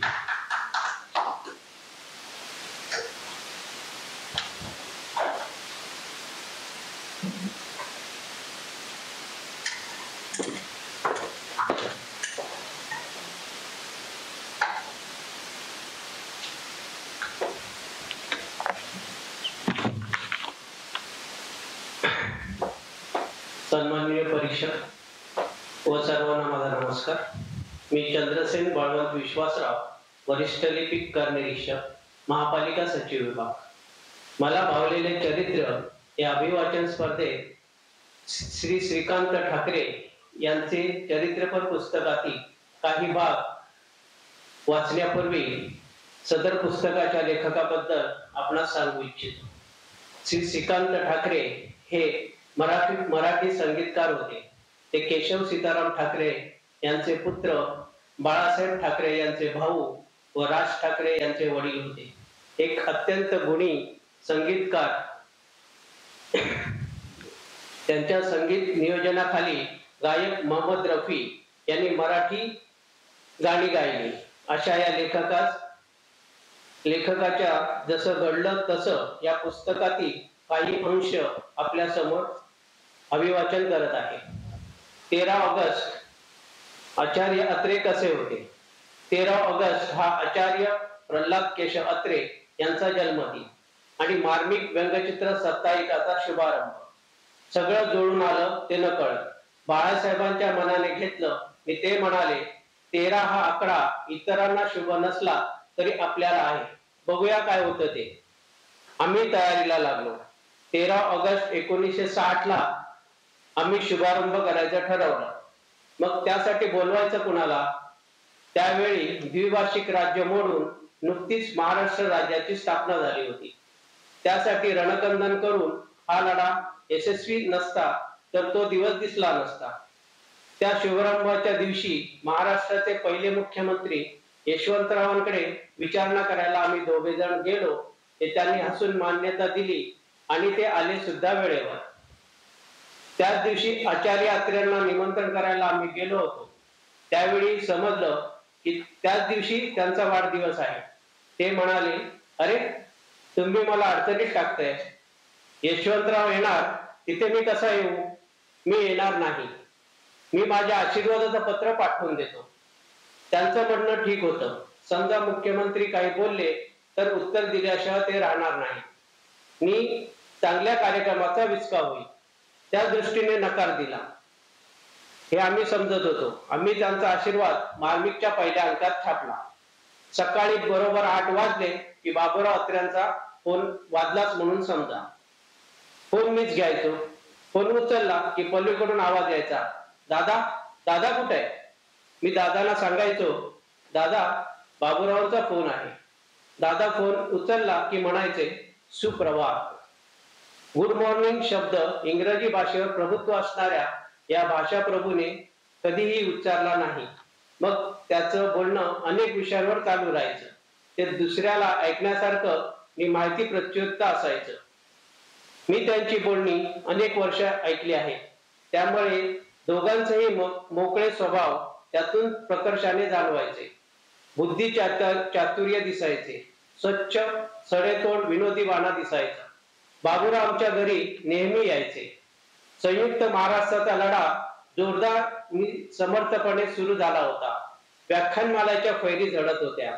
नेत्यांच्या वक्तव्याला चांगलीच धार चढली होती. सगळीकडे वातावरण जोमाने पेटले होतं. पोलिसांच्या बंदुकाच्या फेरी झडत होत्या. तरी पण लोकांमध्ये घाबरून जाण्याचा लवलेशही नव्हता. प्रत्येक जण पेटून निघाला होता. आता काही जण चतुर्थपंथी होते, त्यांचं काहीच हलत नव्हतं.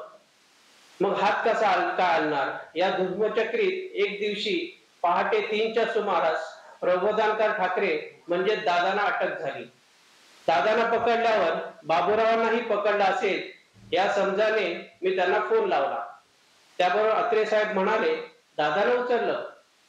मलाही उचलतील पण नेतील मला ते. आणि नवयुगच्या अंकात सनसनीत झणझणीत एक मोठा लेख लिहिला. त्यात पोलिसांबद्दल खूप काही लिहिलं होतं. त्याबद्दल त्यांना अटक झाली. पण अत्र्यांचं एक वैशिष्ट्य होतं. कोर्टात उभा असताना त्यांनी व्यंकटेश पै बरोबर मला एक कागदाचा कप्पा पाठवला. त्यात लिहिलं होतं, श्री नवयुगची मोठी कव्हर कर. मोठं कार्टून हवं. जबाबदारी तुझ्यावर आहे. बाबूरावांनी सांगितल्याप्रमाणे मी मोठमोठी व्यंगचित्रे नवयुग साठी काढू लागलो. दत्तू बांदेकर म्हणाले, नवयुगचा खप प्रचंड वाढलाय. मी मनात म्हटलं, बाबूरावांनी सांगितल्याप्रमाणे आपण वागलो हे त्यांची आशा पूर्ण केली. विधानसभेचं इलेक्शन आलं. त्यावेळी अत्रेंना लोकांचा विरोध होता. पण आम्ही मार्मिकमध्ये छापून जनमानस वळवलं आणि अत्रेंना निवडून देणं उचित ठरेल हे सांगितलं. व्यंगचित्राचाही सहारा हे सांगण्यास वापरला. अत्रे खुश झाले. इलेक्शन चालू झालं. मग मतमोजणी सुरू झाली. मी अत्रेंचं पारडं खाली खाली जाऊ लागलं. त्याबरोबर ते वैतागून निराश होऊन निघून गेले. पण टायकलवाडीने चमत्कार घडवला. भरघोस मतदान करून अत्र्यांचं पारडं वर नेलं. मी अत्रे जिंकले. पण बाबूराव होते कुठे? त्यांना शोधायला डॉक्टर मोरे मी सहकारी दादांना विचारायला आले. दादा अत्रे कुठे गेले? पत्ता लागत नाही. त्यावर दादाने उत्तर दिलं, अरे बाबूराव ना, त्या वल्लभभाई स्टेडियमवर त्याच्या एक रूमवर मिळेल. आणि डॉक्टर मोरे तिकडे गेले. बाबूराव पूर्णपणे जिंकलेले होते. अरे कशाला आलात हे सांगायला? मी हरलो होते. तेव्हा त्यांना सांगितलं, साहेब तुम्ही हरला नाही तर जिंकून आला. तेव्हा चटदिशी त्यांना गाडीत घालून आणलं घरी. अमोद हाऊसवर खूप गर्दी झाली होती. त्यांच्या पुढे बाबूरावनी भाषण दिलं आणि जनतेचे आभार मानले. जय हिंद, जय महाराष्ट्र.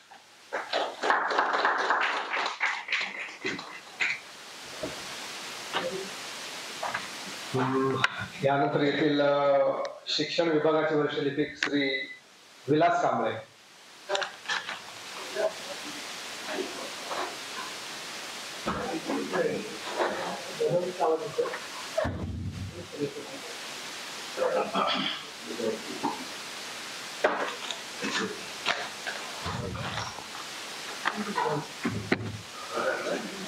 कोणाचा मोबाईल चालू बंद करा, आवाज येतोय.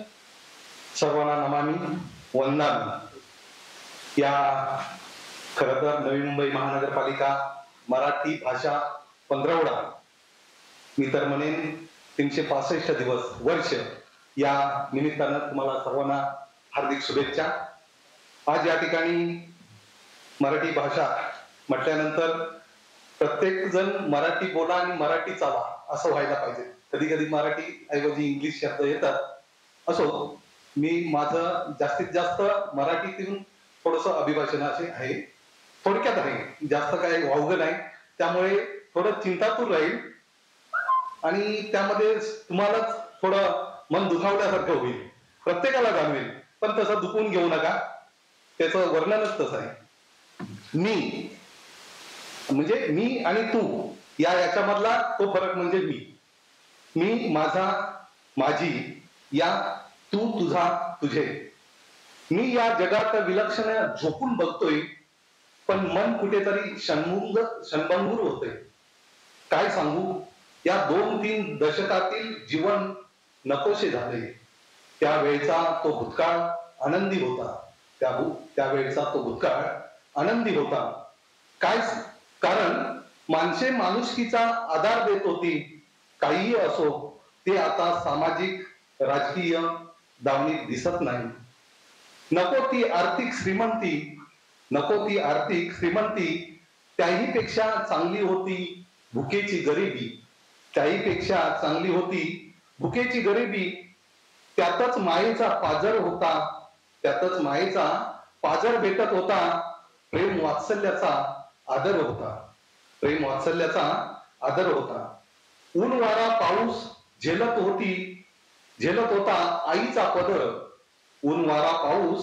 होता आईचा पदर.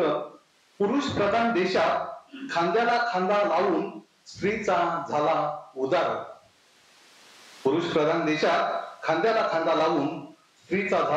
उदार. पण 1990 च्या शतकाच्या पासून देशात नव्हे तर संपूर्ण जगात हाहाकार माजतोय. तो म्हणजे स्फोटकांचा साखळी बॉम्ब हल्ले. कुठे तर 6 जुलै, 26/11 जाळपोळ, कुठे आत्महत्या, कुठे अत्याचार. तर मणिपूर, तर हमास, लडाख, हे यासारखे वेगवेगळे दूरचित्रवाणीवर, दूरदर्शनच्या व सकाळच्या येणाऱ्या वृत्तपत्रात वाचन करताना हृदयात, मनात कुठेतरी सुईच्या टोकावर इतकं दुःख होतंय की मन हेलावून जातंय. प्रत्येक त्या सुईच्या टोचण्या इतका काळजाचा भोग पडतंय असं या मनाचं मन पण हिलावून जातंय. त्यातच आत्महत्या आणि आता तर या भ्रमणध्वनीनुसार जीव नकोसा झालाय. पाहावे तिथे एकमेकाची बोलण्याची देवाणघेवाण राहिली नाही. फक्त मन त्या भ्रमणध्वनीच्या डोक्यात डोळे घालून विसवलेलं दिसतंय. मन विसवलेलं दिसतंय. पण त्यातूनच एक सांगायचे आहे ते म्हणजे मी या तू यातून दोघांचाही एक अंत होतो.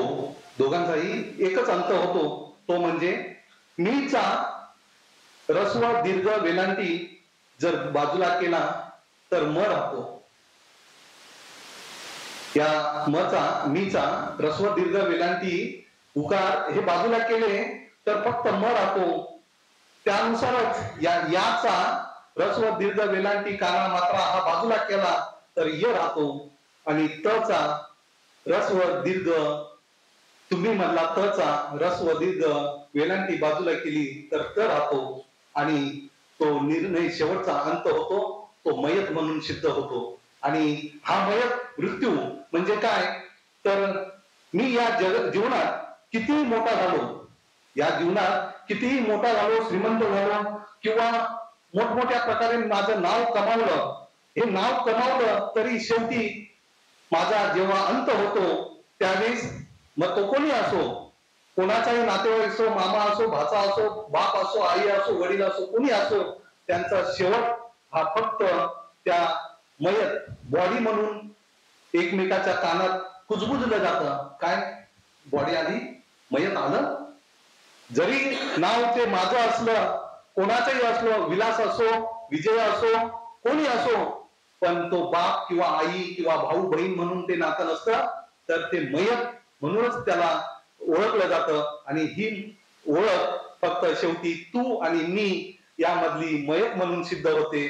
असं या तू आणि मीचा निर्णय आहे. एवढं बोलून मी माझं या ठिकाणी अभिभाषण थांबवतो. धन्यवाद. थँक्यू.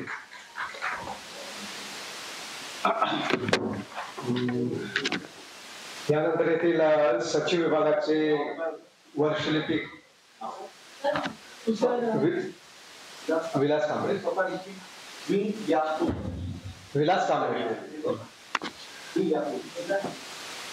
अमोल धनाजी पेडणेकर आलेत काय? कोंडू पोषा गोविंद लिपिक टंकलेखक सचिव विभाग.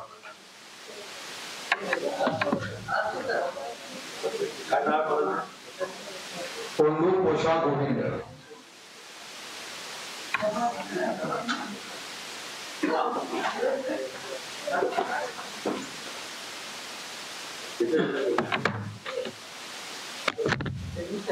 सर्वांना माझा नमस्कार. माननीय प्रेक्षक, अधिकारी व कर्मचारी वर्ग, मी कोंडू पोषा गोविंद लिपिक टंकलेखक महापालिका सचिव विभागात कार्यरत आहे. मराठी भाषा संवर्धन पंधरवडा निमित्त मला भावलेले चरित्र अभिवाचन स्पर्धेत डॉक्टर प्रभाकर पाठक लिखित श्री दत्तोपंत हेगडे यांच्या त्यागमय जीवनाची अमर कहाणी. पुस्तकाचं नाव आहे राष्ट्र धर्माचा कल्पवृक्ष. या पुस्तकातील काही भागांचे अभिवाचन मी करीत आहे. परिषदाचे नाव आहे भारतीय किसान संघाच्या मागण्या. भारतीय किसान संघाने ज्यावेळी आपल्या शेतकऱ्यांनी शेतात मिळवलेल्या धान्याला, मालाला योग्य आणि लाभ होणारी किंमत ठेवण्याची मागणी केली, त्यावेळी शासक वर्गातील नेत्यांनी जी ग्राहकांच्या विरोधातील मागणी असल्याचे घोषित करून सर्वत्र आवाई उठवली की किसान संघ शेतकऱ्यांना सामान्य ग्राहकाविरुद्ध चिथावणी देत आहे. त्यावेळी श्री ठेंगे म्हटले, उत्पादक व उपभोक्ता यामधील संघर्ष निर्माण करणारे आम्ही कोण? देशद्रोही आहे. आम्ही तर राष्ट्रधर्मी आहोत आणि आमच्या ग्राहकांची काळजी करतो.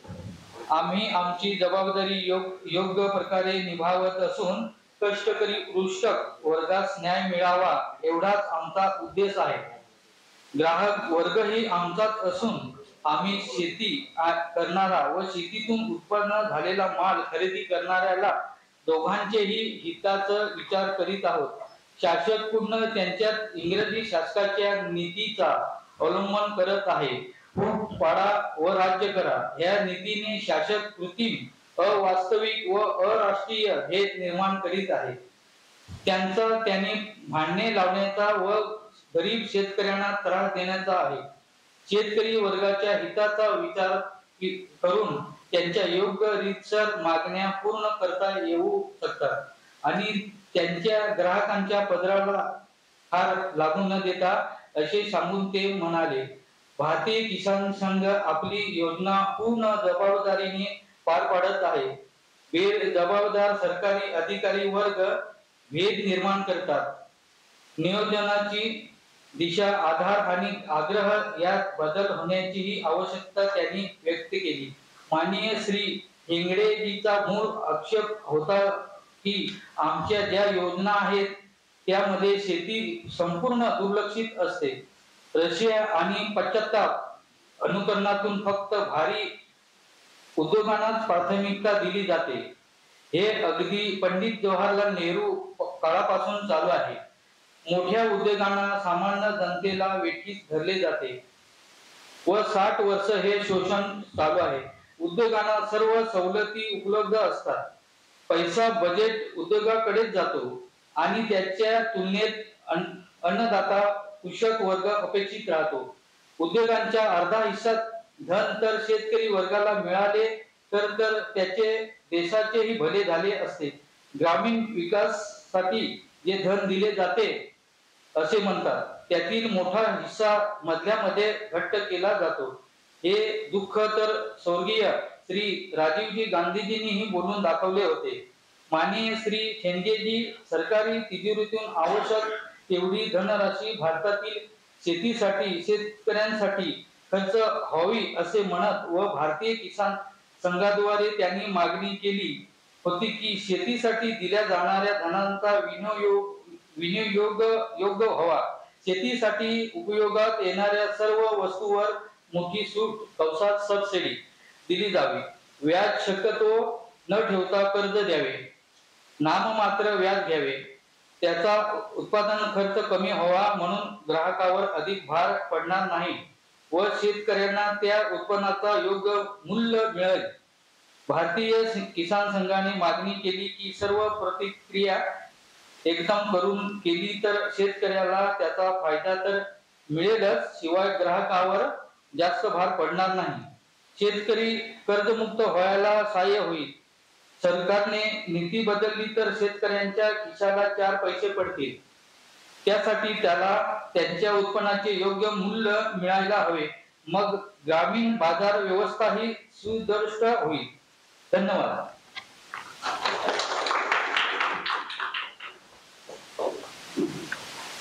यानंतर येथील श्री अल्पेश लहू निकुम, लिपिक, सचिव विभाग.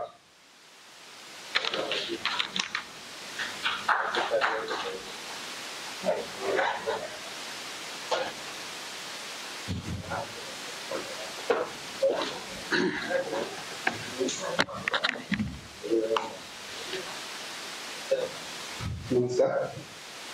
सन्माननीय परीक्षक आणि उपस्थित सर्व प्रेक्षकांना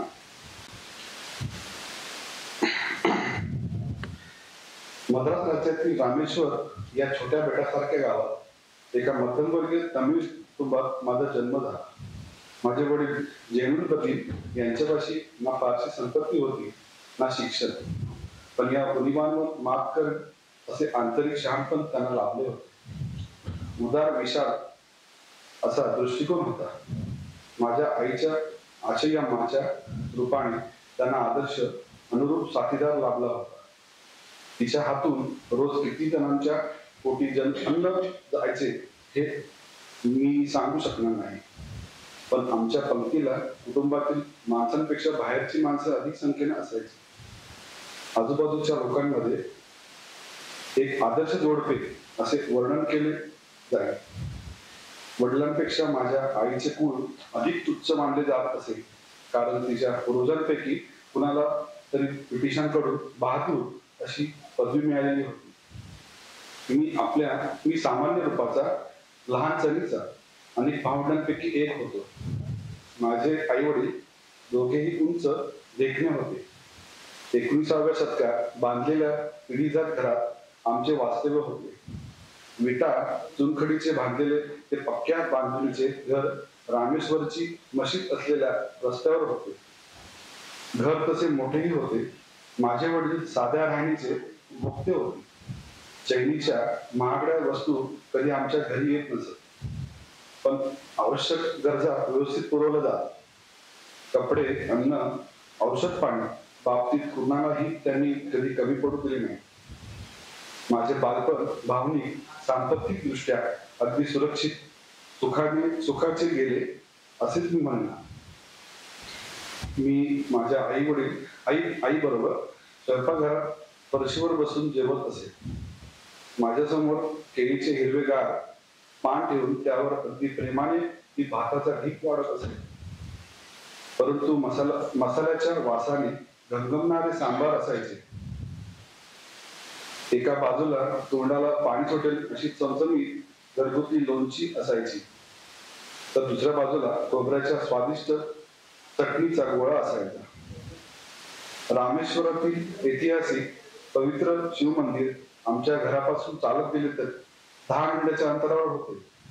आमच्या घरच्या आजूबाजूची वस्ती प्रामुख्याने मुसलमान असली तरी काही हिंदू कुटुंबेही होती. मुसलमान शेजाऱ्यांशी त्यांचे गुण्यागोविंदाने वागणे बोलले होते.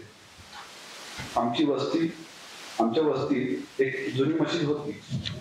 तिथे मी रोज वडिलांबरोबर संध्याकाळच्या नमाज पढण्यासाठी जात असे. अरबी भाषेतील ते प्रार्थनेचे शब्द कशासाठी आहेत, त्याचा काय अर्थ आहे ते मला त्या लहान वयात कळणे शक्य नव्हते. पण त्या प्रार्थना अलीकडे पोहोचतात त्याबद्दल माझ्या मनात कधी कुठेही शंका नव्हती. माझे वडील प्रार्थना संपवून मशिदीबाहेर आले की अनेक धर्माचे वेगवेगळ्या आर्थिक स्तरांवरचे लोक त्यांची वाट पाहत थांबलेले असत. त्यांच्या हातात पाण्याची छोटी छोटी भांडी असत. वडील त्या पाण्यात बोटे बुडून प्रार्थना करत. ते पाणी मग लोक श्रद्धेने घरी नेत औषध पाणी म्हणून आजारांना देत. मला हेही आठवते की आजार बरा झाल्यावर लोक घरी येऊन वडिलांचे आभार मानत. तेव्हा त्यांच्या चेहऱ्यावर एक समाधानी आनंदी स्मित उमटे आणि ते म्हणत, त्या दयाळू कृपाळू अल्लाचे आभार माना.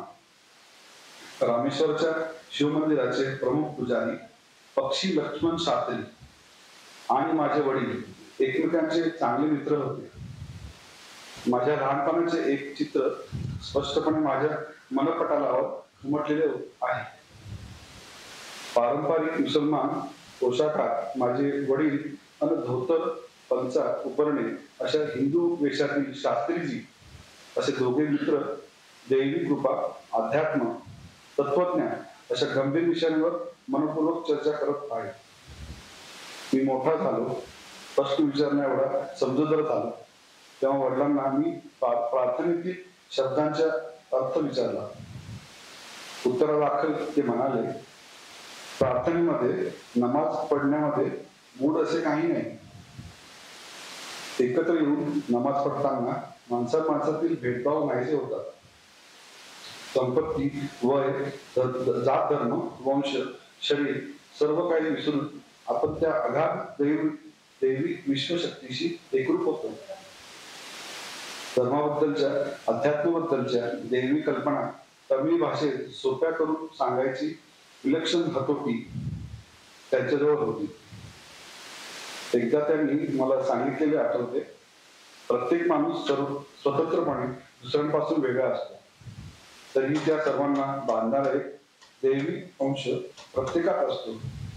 संकटे आली, दुःखे भोगावे लागली तरी माणसे भीत सोडू नये. न घाबरता त्यांना सामोरे जावे. आपल्या दुःखाला समजून घ्यायचा प्रयत्न करावा. संकटे माणसाला आत्मपरीक्षण करण्याची संधी देतात. मी त्यांना त्यावरच गांभीर्याने विचारले, तुमच्याकडे मदतीसाठी सल्ल्यासाठी येणाऱ्या लोकांना तुम्ही हे का समजून सांगत नाही? माझ्या खांद्यावर त्यांनी आपले दोन्ही हात ठेवले. माझ्या डोळ्यांशी आपली नजर भिडवत ते क्षणभर निश्चल पाहत राहिले. जणू त्यांचे शब्द समजायची माझी कुवत त्यांना जोखायची होती. मग सावकाश पण ठाम शांत आवाजात त्यांनी उत्तर दिले. माणसे जेव्हा एकाकी होतात तेव्हा ती निसर्ग नियमानुसार सोबतीच्या अपेक्षेने आजूबाजूला पाहू लागतात.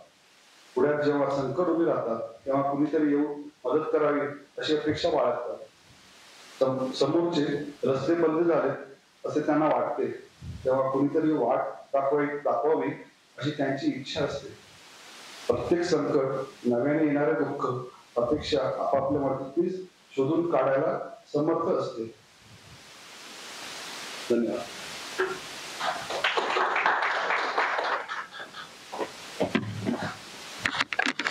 पुढील नाव घेण्यापूर्वी मी आणखी 2 नावं वाचतो. ते वाचक आले तर मला फक्त सांगा. श्री लवेश दीनानाथ पाटील, स्वच्छता निरीक्षक, बेलापूर विभाग, आणि श्री संजय एस आंबले, प्राथमिक शिक्षक. आता येथील श्री प्रेम चंदने शिपाई, सचिव विभाग. आता शेवटचे वाचक आपले श्री लवेश दीनानाथ पाटील, स्वच्छता.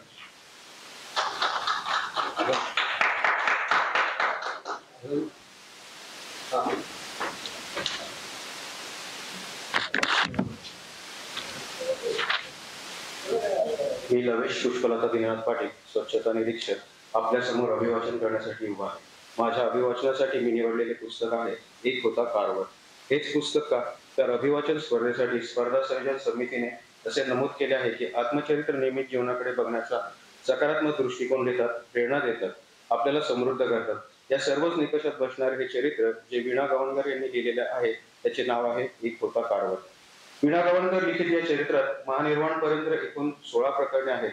पण त्यांना हे चरित्र लिहावेसे का वाटले तर त्यांच्या मुलीला पडलेल्या एका प्रश्नाने त्याची सुरुवात झाली. शीतलचे डबडबलेले डोळे पाहून लेखिका विचारतात, का ग असं? त्यावर शीतल बोलते, आई घोड्याच्या बदल्यात आपल्याला वाचविले गेले, आपली आई एका टोळीने पळवली. हे मोठेपणी जॉर्ज कार्वरला समजल्यावर त्याला काय वाटले असेल का? याच हृदय हेलावून टाकणाऱ्या प्रश्नाने या चरित्राची सुरुवात होते आणि पुढे मनोगतात लेखिका विनवणी करतात, आता आमच्यावर उपकार कर, आम्हाला तुझी खूप गरज आहे, तू आता आमच्या देशात जन्म घे, अमेरिकेची खूप सेवा केलीस. डॉक्टर वॉशिंग्टन यांनी अर्धा डझन कारवरची अपेक्षा केली, आम्हाला एक तरी तयार कर, नाहीतर आमचाही अॅलाबामा होईल. या विनवणीयुक्त आशावादासोबत लेखिका आपल्या समोर पहिले प्रकरण मेरीचं पोर घेऊन येतात. मेरीचं पोर या प्रकरणात कार्वर यांची ओळख करून देताना लेखिका लिहितात, या एकाकी अबोल मुलाचा मित्रपरिवार मूर्खा वेगळाच होता. रानावनातली झाडं झुडपं, पक्ष्यांची पिल्लं, धबक्यातले छोटे मासे हाच त्याचा गोतावळा. वेळप्रसंगी मोजेस बाबांच्या चापट्या खाऊन या मित्रांची संगत तो चुकवत नसे. एकदा तरी पाळा पाचोळा, गवत, दोरा, सूत गोळा करून इतकं सुरेखानं हुबेहूब घट्ट बनवलं की सुजनबाईंना लोकांना शक्तीवर सांगावं लागेल हे आमच्या मोठ्या पोरानेच बनवलं. याच प्रकारे मला काहीतरी घडवायला शिकायचंय, काहीतरी करायचंय, वेगळंच व्हायचं. अरे पण काहीतरी म्हणजे काय? हे असं आपल्या हातातली वस्तू दाखवत जॉर्ज म्हणाला, ही वस्तू म्हणजे लाकडाच्या गुळगुळीत फळीवर कोरलेलं गुलाबाचं फूल होतं. एकांतात बसून जॉर्जने बरेच दिवस त्या कामी खटपट केली होती. ते सुबक कोरीव काम पाहून संतोषलेले आयडी काका म्हणाले, तू तर जबरदस्त आहेस पोरा, कोणी का होईनास पण तू बडा होणार हे नक्कीच.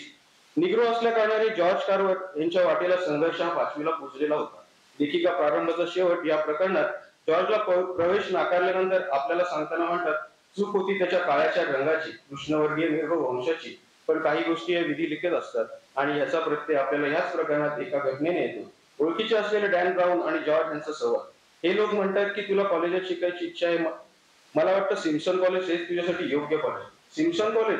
मला तर त्याबद्दल काहीच माहिती नाही, कुठे आहे ते, पण मला ते प्रवेश देतील का? तुला काय वाटतं? अरे हो हो, किती प्रश्न विचारशील एका दमात. आयोवातील इंडियानोलामध्ये हे कॉलेज आहे. अब्राहम लिंकनला आयुष्यभर साथ देणाऱ्या बिशप मॅथ्यू सिम्पसनने बांधलेले हे कॉलेज. हे बिशप आयुष्यभर गुलामगिरीविरुद्ध लढले. या कॉलेज उभारणीच्या कामी त्यांनी आपलं सर्वस्व पणाला लावलं. तेव्हा तुला तिथे प्रवेश मिळेल याबद्दल शंकाच नाही. मीही तिथे शिकत असतो. तिथली प्रवेश फी ही जास्त नाही, अधिकृत माहिती मागून देतो तुला. आणि शिवाय ते गावही बऱ्यापैकी असल्याने तुला कामधाम मिळायला अडचण पडणार आहे. पण तिथे कोणी निग्रो विद्यार्थी शिक्षण घेत आहे का? जीप पोळलेला जॉर्जचा आणखी एक प्रश्न.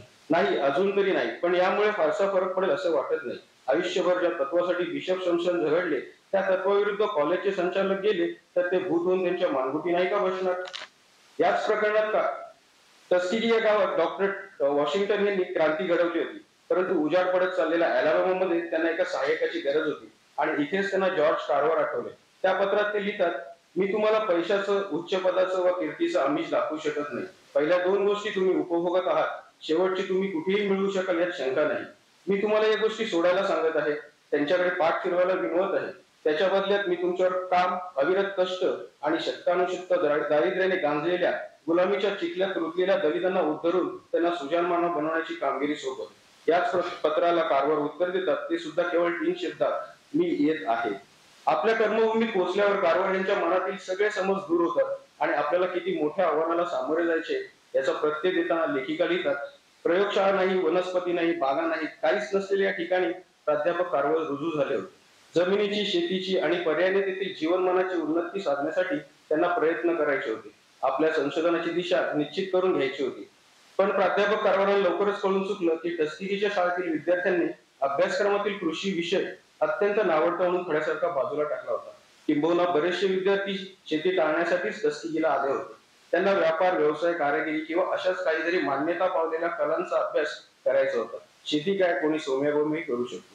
विद्यार्थ्यांच्या मनातील कृषी विद्येबद्दलची अडी, धरणीमातेबद्दलची अनास्था, उपेक्षा दूर करून हीच आपल्या कामाची सुरुवात हे त्यांनी काढलं. पुढे जाऊन लगेचच लेखिका कार्वर यांच्या व्यक्तिमत्वातील हाडाचा शिक्षक उलगडून दाखवताना लिहितात, जो निसर्गाच्या प्रेमात पडून त्याच्याशी जवळीक साधतो त्याच्याशीच निसर्ग गोष्टी करतो. युवकांनो, सृष्टी काय शिकवते इकडे उघड्या डोळ्यांनी, उघड्या कानांनी लक्ष द्या, म्हणजेच आयुष्यात प्रत्येक दिवशी तुमच्या ज्ञानात अमूल्य माहितीची गरज पडते. निसर्गाची तादात्म्य पावल्याखेरीज त्याची रहस्य कळत नसतात.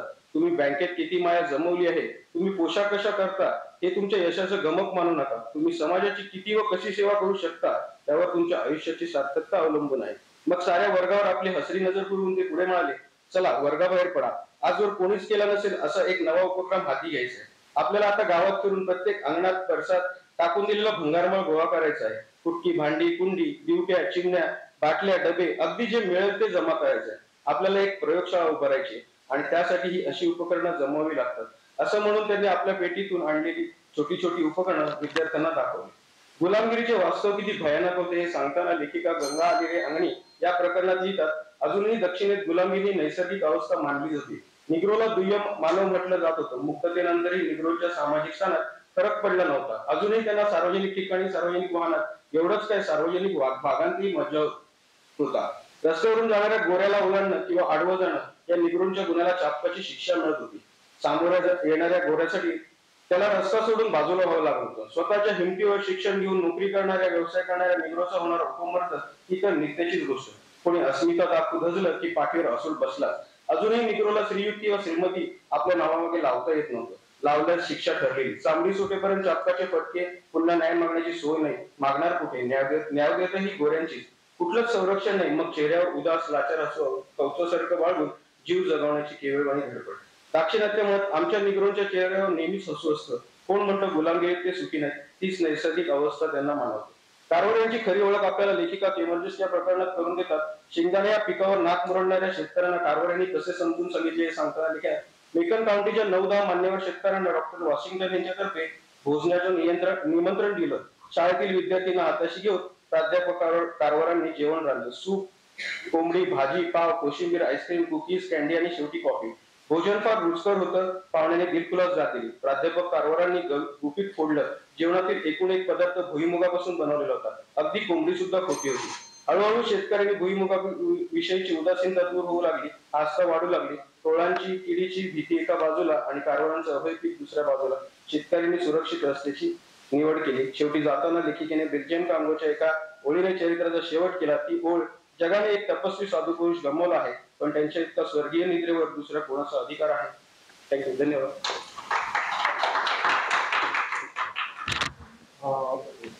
पुढे येण्यापूर्वी मी विजयाधिकारी अभय जाधव यांना विनंती करतो की त्यांनी चरित्र, आत्मचरित्र आणि अभिवाचन याविषयी थोडक्यात सर देतील. ऐकलं देशमुख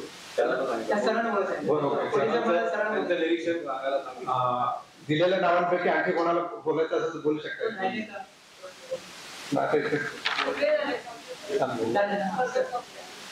ठीक आहे. रिझल्ट नाही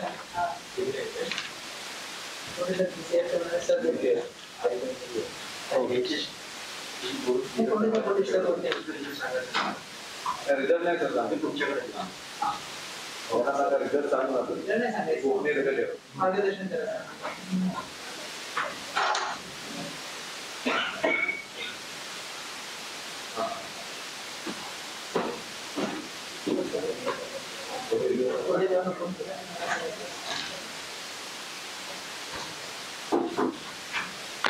नमस्कार. कोंडे साहेब पुढे नेहमीप्रमाणे बिझी आहेत. मला म्हटले तुम्हीच 2 शब्द बोला आणि रिझल्ट लावायला माझ्या ऑफिसमध्ये या. 5 तास तुम्हाला मी ऐकतोय. आता मी पण बदला घेणार. 1 तास तरी तुम्हाला बोर करणार. नवी मुंबई महानगरपालिका आयुक्त डॉक्टर शिंदे साहेब, तुम्ही सगळे कर्मचारी, शिक्षक, खूप बरं वाटलं आणि खूप कठीण पण आहे. कारण मला वाटलं होतं की कर्मचारी आहेत, हे काय येतील वाचतील आपले नेहमीचा, पण इथे रिझल्ट लावायला थोडा प्रॉब्लेम झालाय मला. इतके तुम्ही छान आणि इतकं सुंदर वाचन केलं सगळे. खोटं सांगत नाही मी, कोणाची खोटी स्तुतीच करत नाही. कोणी 500 रुपये दिले तरी मी त्याच्यावर चांगलं बोलत नाही. पण मला इथे खरंच असं वाटलं की अरे नाही, काहीतरी समथिंग इज देअर. कारण आपण नेहमी आमच्या एक कल्पना असते, कर्मचारी, सरकारी कर्मचारी किंवा महापालिका कर्मचारी, पण आपली महापालिका खूपच सुंदर आहे. म्हणजे ती वेगवेगळ्या प्रकारे प्रोत्साहन देते. प्रोत्साहन देऊन तुम्ही त्याच्यात भाग घेता. काय होतं, काही काही कंपन्या किंवा काही काही हे गव्हर्नमेंट शिल्को समजा किंवा हे प्रकल्प राबवतात, पण त्याच्यामध्ये पार्टिसिपंट होत नाही कोण, कर्मचारी वृंद. ठीक आहे, सगळ्यांना टेबलवरचं काम असतं, ठीक आहे, ड्युटी असते, पण माझं एक तत्व आहे, आयुष्यामध्ये तुम्ही कुठल्याही प्रोफेशनला असा, तुमच्यामध्ये एक कला असणं आवश्यक आहे. मग ती कविता करणं असो, कविता वाचणं असो, वाचन असो, नाटक करणं असो, संगीत असो, वाद्य वाजन असो. आम्ही इन्फोसिस मध्ये मी लेक्चर द्यायला गेलो होतो. इन्फोसिस म्हणजे आपलं पुण्याचं जे मोठं कॉलेज आहे, तिथे सगळे ऑफिसर 20-20, 25-25 वर्ष एकाच पोस्टला काम करतात. तसं तुम्ही पण आता एकाच पोस्टला ते 25-25, 20-20 वर्ष काम करणार, एक सॅच्युरेशन येतं. एक तेच असतं, डोळे झाकून एक फाईल आली, त्याच्यावर रिमार्क दिलं, एक गेली, मला हे डेलीचं काम आहे, हे डेलीचं काम आहे, हे डेलीचं काम आहे, सॅच्युरेशन येतं. मग हे सॅच्युरेशन मध्ये प्रगती होत नाही. मग ते गधे मजुरी होते, म्हणजे फक्त ओझं व्हायचंय, द्यायचंय. तुमच्याकडून ऑफिसरकडून ही अपेक्षा नसते, कारण ऑफिसर विजन वाले असतात. आता हे केलं, आता नवीन काय देता येईल आपल्याला, ज्याच्यासाठी आपण काम करतो त्या लोकांसाठी किंवा त्या म्युन्सिपाल्टीसाठी किंवा त्या कुठल्याही एखाद्या कंपनीसाठी आपल्याला आणखीन काय देता येईल, याच्यासाठी सॅच्युरेशन येतं. ते सॅच्युरेशन काढायला ही कला उपयोगी पडते. तुम्ही आणि कुठल्याही वयात येत्या, तुम्ही कुठलंही वय असू द्या, काहीही लाज वाटायचे कारण नाही. अरे माझं आता काय वय राहिलेलं आहे, हे काही बोलायची गरज नाही. विशेषतः माता भगिनींनो, आता माझं काय वय राहिलं का, मुलं एवढी काय नाही, शिका, वाद्यवादन शिका, गाणं शिका. आपल्या घरात कोण बघतंय, त्यात हल्ली तर ते करावं चांगली सोय करून दिलेली. का गाणं गा, स्वतःसाठी गा, बाकी त्यांचं बरोबर ना, त्यांना नाही आवडलं नाही आवडलं. तर ते एक सांगायचं होतं. दुसरं एक होतं की पुस्तकाशी माझा संबंध खूप अगोदर आला. म्हणजे पार्टनर जी कादंबरी आहे ना, तिथून मी 6वी-7वीतून ती वाचली होती कादंबरी. आणि माझ्या आयुष्याचं लक असं की मला पुढे आयुष्यभर ते पार्टनर हे नाटकच करावं लागेल. ही ऍक्च्युली कादंबरी आहे, पार्टनर म्हणून. वको काळांची कादंबरी वाचा, कधी तुम्हाला लक्षात आली तर ती. त्याच्यामध्ये मी लग्नाच्या अगोदरपासून त्याच्यामध्ये श्री म्हणून त्याच्यामध्ये हिरो आहे, त्याचं काम करत होतो. ते 2.5 तासाचं नाटक आहे. त्याच्या मी पृथ्वीला शो करायचो. पृथ्वीला असं इथे पण पब्लिक आहे, इथे पण आहे, इथे पण आहे. तुम्ही कधी पृथ्वी थिएटरला जाल, नेहमी थिएटरला काय असते की समोर ऑडियन्स असते. तिथं तसं नाहीये, तिथे इथे पण ऑडियन्स आहे आणि इथे पण ऑडियन्स आहे. म्हणजे असं तिन्ही बाजूनी ऑडियन्स असतं, फक्त मागची एक बाजू रिकामी असते. त्या पुस्तकाचा आणि नाटकाचा किंवा कुठल्याही कलेचा मला आयुष्यामध्ये उपयोग झाला, तुम्हालाही भरभरून होईल. मी लग्नाच्या अगोदर नाटक केलं होतं, त्यामुळे लग्न झाल्यावरती मला पार्टनरनी सांगितलं की आई आणि बायकोमध्ये समतोल कसा राखायचा. हे पुरुषांना चांगलं दुःख माहिती असेल. शादी होने से मां बिछड़ती है और बच्चा होने से बीवी, हे तत्व मला वकोकाळांनी सांगितलं आणि ते मी माझ्या अंमलात आणलं. बायकोला सांगितलं बेडरूम मध्ये तू करेक्ट, हॉल मध्ये तू करेक्ट नाही, हॉल मध्ये माझी आई करेक्ट. याच्यामुळे हे तत्व मला तिथून भिनलं याच्या डोक्यामध्ये. आणि हे हिंदीमध्ये का सांगतो, कारण मी ते नाटक हिंदीमध्ये केलं. इतकं छान त्याच्यामध्ये वाक्य होती. वपोकळ्यांची खासियत आहे, छोट्या छोट्या वाक्यात मोठं तत्वज्ञान सांगायचे. तुम्ही जर कधी, आता मी हल्ली एक पुस्तक वाचायचं, कथा कथना मागील कथक. त्यांचं एक असं असतं की एखादा प्रसंग सांगितला, तुम्ही यांना चेतन भगतला वाचत असाल कोणी, एक प्रसंग लिहितात ते. एक बस स्टॉप होता, एक मुलगी आली, एक मुलगा आला, दोघे बसले, चढले, एकमेकांकडे बघितलं, ते सीटवर जाऊन बसलं. ह्यानंतर हे वर्णन झाल्यानंतर खाली त्यांच्या स्वतःच्या 2 लाईनी असतात. त्या लाईनी लिहिण्याची ताकद चेतन भगतकडे बघितली मी आणि वपोकळ्यांकडे बघितली. इतकी सुंदर, म्हणजे वर्णन तर सगळेच करतात हो, पण त्याच्या खाली जे लिहिलेलं असतं त्या स्वतःची वाक्य असतात. हे असंच होतं का कधी कधी, किंवा त्याच्यामध्ये स्वतःला जर जाणीव झाली तो एक प्रसंग असतो, त्या 2 वाक्याने त्यांनी सांगितलेला असतो. आता हे वाक्य बघा किती छान आहे. शादी होने से माँ बिछड़ती है और बच्चा होने से बीवी बिछड़ती है. आणखीन एक सुंदर वाक्य त्याच्यामध्ये, दिन कैसे बीते पता नहीं चला लेकिन किस तरह बीते भुला नहीं पाया. इतकं सुंदर वाक्य त्या वपोकळ्यांनी लिहिलेलं आहे. तर आता जास्त वेळ बदला घेतच नाही. खूप खूप धन्यवाद. तुम्ही सगळ्या नंबराची तुम्ही काळजी करू नका, म्हणजे मला थोडा हार्ड गेला तर नंबर द्यायचा कोणाला. फक्त मला तुम्हाला एक प्रश्न विचारायचे की तुम्ही जे चरित्र निवडलं होतं, पहिला प्रश्न, स्वतः निवडलं होतं की कोणी सांगितलंय किंवा कोणी म्हटलं की आजूबाजूच्या मैत्रिणी, दुसरं कोणी सांगितलेलं होतं कोणी असं इथे की अरे हे निवड ना, किंवा स्पर्धा अनाऊन्स झाली आणि तुम्हाला कोणी सांगितलं की अरे स्पर्धेत मला भाग घ्यायचा आहे पण पुस्तकच मला माहित नाही, मग तो सांगतो अरे अमुक अमुक निवड ना, असे कोणी आहेत काही? नाही तर मी नाव सांगेल, तुम्ही स्वतः कबूलावर तर मी नाव सांगेल. नाही आहेत? ओके, मला वाटलं असे दोघं तिघे म्हणून मी म्हटलं तुम्हाला.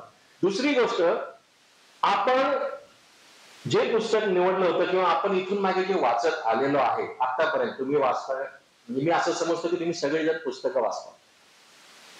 तर आपल्या व्यतिरिक्त इथं ज्यांनी ज्यांनी आत्मचरित्रावरती काही 8 मिनिटं बोलले, त्यातले किती जण तुम्हाला असं वाटलं की नाही चला हे पुस्तक मला वाचायला पाहिजे? वाटलं? आपलं आत्मचरित्र सोडून द्या, म्हणजे आपण जे वाचते ते, पण दुसऱ्यांनी वाचलेला आपला, जेव्हा तो वाईट सांगत होता 8 मिनिटांमध्ये, त्यावेळी तुम्हाला अशी जाणीव झाली का की अरे नाही हे मला वाचायला पाहिजे, अशी झाली जाणीव? काय सांगू शकता का एखादं उदाहरण? येस येस, आणखी कोणी सांगू शकतं? रमाईचं आहे. हा बरोबर. रमाई आंबेडकरचा माझा खूप जवळचा संबंध आहे. म्हणजे कसं, त्याच्यामुळे नाही, मी आंबेडकर सिरियल केलं नाही, कारण आंबेडकर सिरियल आम्ही केली तर मी काळाराम मंदिरचा ब्रह्मभट होतो. आंबेडकरांना पहारीला मारेकरी घातली, पहार असते ना ती लोखंडाची, ती देऊन त्यांच्या हातामध्ये मी मारेकरी घातली त्यांच्यावरती. त्यांना मार लागला होता, त्यांचे बाकीचे लोक जखमी झाले होते, असा सीन त्या सिरियल मध्ये. मी मारलं म्हणजे त्या ब्रह्मभटाने मारलं, मी नाही. तिथून ते येवल्याला गेले आणि येवल्याला निर्णय झाला की आपला वेगळा धर्म स्थापन करायचं, हे ह्या धर्मामध्ये आपलं काही होणार नाही, आणि नागपूरला जाऊन त्यांनी धर्मस्थापना केली. म्हणजे त्या कवीचा नारद कोण होता, तो ब्रह्मभट होता, त्यांनी मारलं ते. त्या शूटिंगची थोडक्यात गंमत सांगत होती. ते काय होतं की बाबासाहेब आंबेडकर, डॉक्टर बाबासाहेब आंबेडकर हे डिफॉल्ट सेटिंग आहे आमच्या डोक्यामध्ये. एक लहानपणापासून आम्ही त्यांना वाचतो, त्यांच्याबद्दल विचार करतो, शाळेत भाषणं दिली आहेत. शूटिंग करताना काय व्हायचं की मी त्यांचा एकेरी उल्लेख केलेला आहे असं त्या डायलॉग मध्ये असायचं, कारण मी ब्रह्मभट्ट आहे आणि मी त्यांना ए भीमा हो मागे हो असं बोलायचं.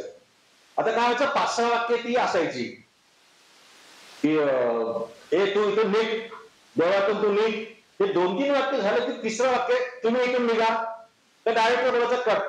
कारण ते डिफॉल्ट सेटिंग आमच्या तर बाबासाहेबांना तर एकेरी उल्लेख कोण करणार, नाहीच व्हायचं ते. आणि त्या ब्रह्मभटाला 8-10 वाक्य असायची, पूर्ण शॉर्ट व्हायचा, रेडी व्हायचं, शेवटच्या याच्यात कुठेतरी ते डोक्यात कितीही तुम्ही प्रयत्न करा. बाबासाहेबांना झोपेतून जरी उठवलं तरी बाबासाहेबांबद्दल तुम्हाला आदरच, सगळ्यांनाच आदर वाटेल. तसं ते तिथं इतक्या वेळा कट व्हायचा, शेवटी तो डायरेक्ट डोक्याला हात लावायचा, तू म्हण याला, आणि सागर देशमुख आंबेडकरांचं काम करायचं स्वतः तिथे. तर इतकं त्यांचं महत्व आहे डॉक्टरांचं. तर मला इथे बोलावलं, खूप खूप धन्यवाद. तुमच्यासारख्या चांगल्या लोकांचा सहवास मिळाला, चांगलं ऐकायला मिळालं. मलाही वाटलं की चांगली पुस्तकं वाचावी. मी झोंबी हे पुस्तक मी आता दुसरी एक गोष्ट, तुम्ही इतकी चांगली सोय केली आपल्या महापालिकेने, बसमध्ये सुद्धा पुस्तकं ठेवली. अरे केवढा मोठा चमत्कार आहे. आणि विष्णुदास भावेला इतकी सुंदर लायब्ररी उघडलेली आहे. मी साहित्य मंदिर लायब्ररीचा सभासद आहे, फार म्हणजे मला शाळेपासूनचा. 27,000 पुस्तकं आहेत साहित्य मंदिर मध्ये. पण मी त्या विष्णुदास भावेमध्ये जाऊन 1305 रुपये भरले, त्यांनी लाईफ मेंबर झालेला आता. तिथे मी जाऊन पुस्तक घेतो, ते झोंबी आनंद यादवचं झोंबी येते, कारण हा पिक्चर बघितलेला आहे, मी कशाला वाचू ते, असं मला त्यावेळी वाटलं. आणि त्याच्यानंतर मी आता एक डबल रोल म्हणून एक पुस्तक आणलं दिलीप ठाकूरचं. झोंबी मी हातात घेतलेलं खाली ठेवलं, पण आता मला झोंबी वाचायची इच्छा झाली आहे, कारण का त्यांनी खूप चांगल्या रीतीने त्यांनी हे इथे विश्लेषण केलं त्याचं. तर खूप खूप धन्यवाद, मला इथं बोलवलं. धन्यवाद.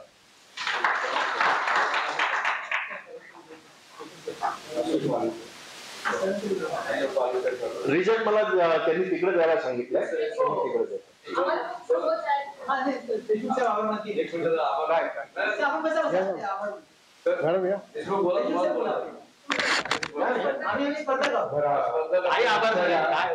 मराठी भाषा संवर्धन 15व्या दिनानिमित्त आपला वेळात वेळ काढून बहुमूल्य वेळ श्री अमोल पांडे साहेबांनी दिल्याबद्दल त्यांचं मी आभार मानतो. आणि असा आपले अनेक सर्व पार्टिसिपंटचा मी आभार व्यक्त करतो. तर आजचा कार्यक्रम आपला संपत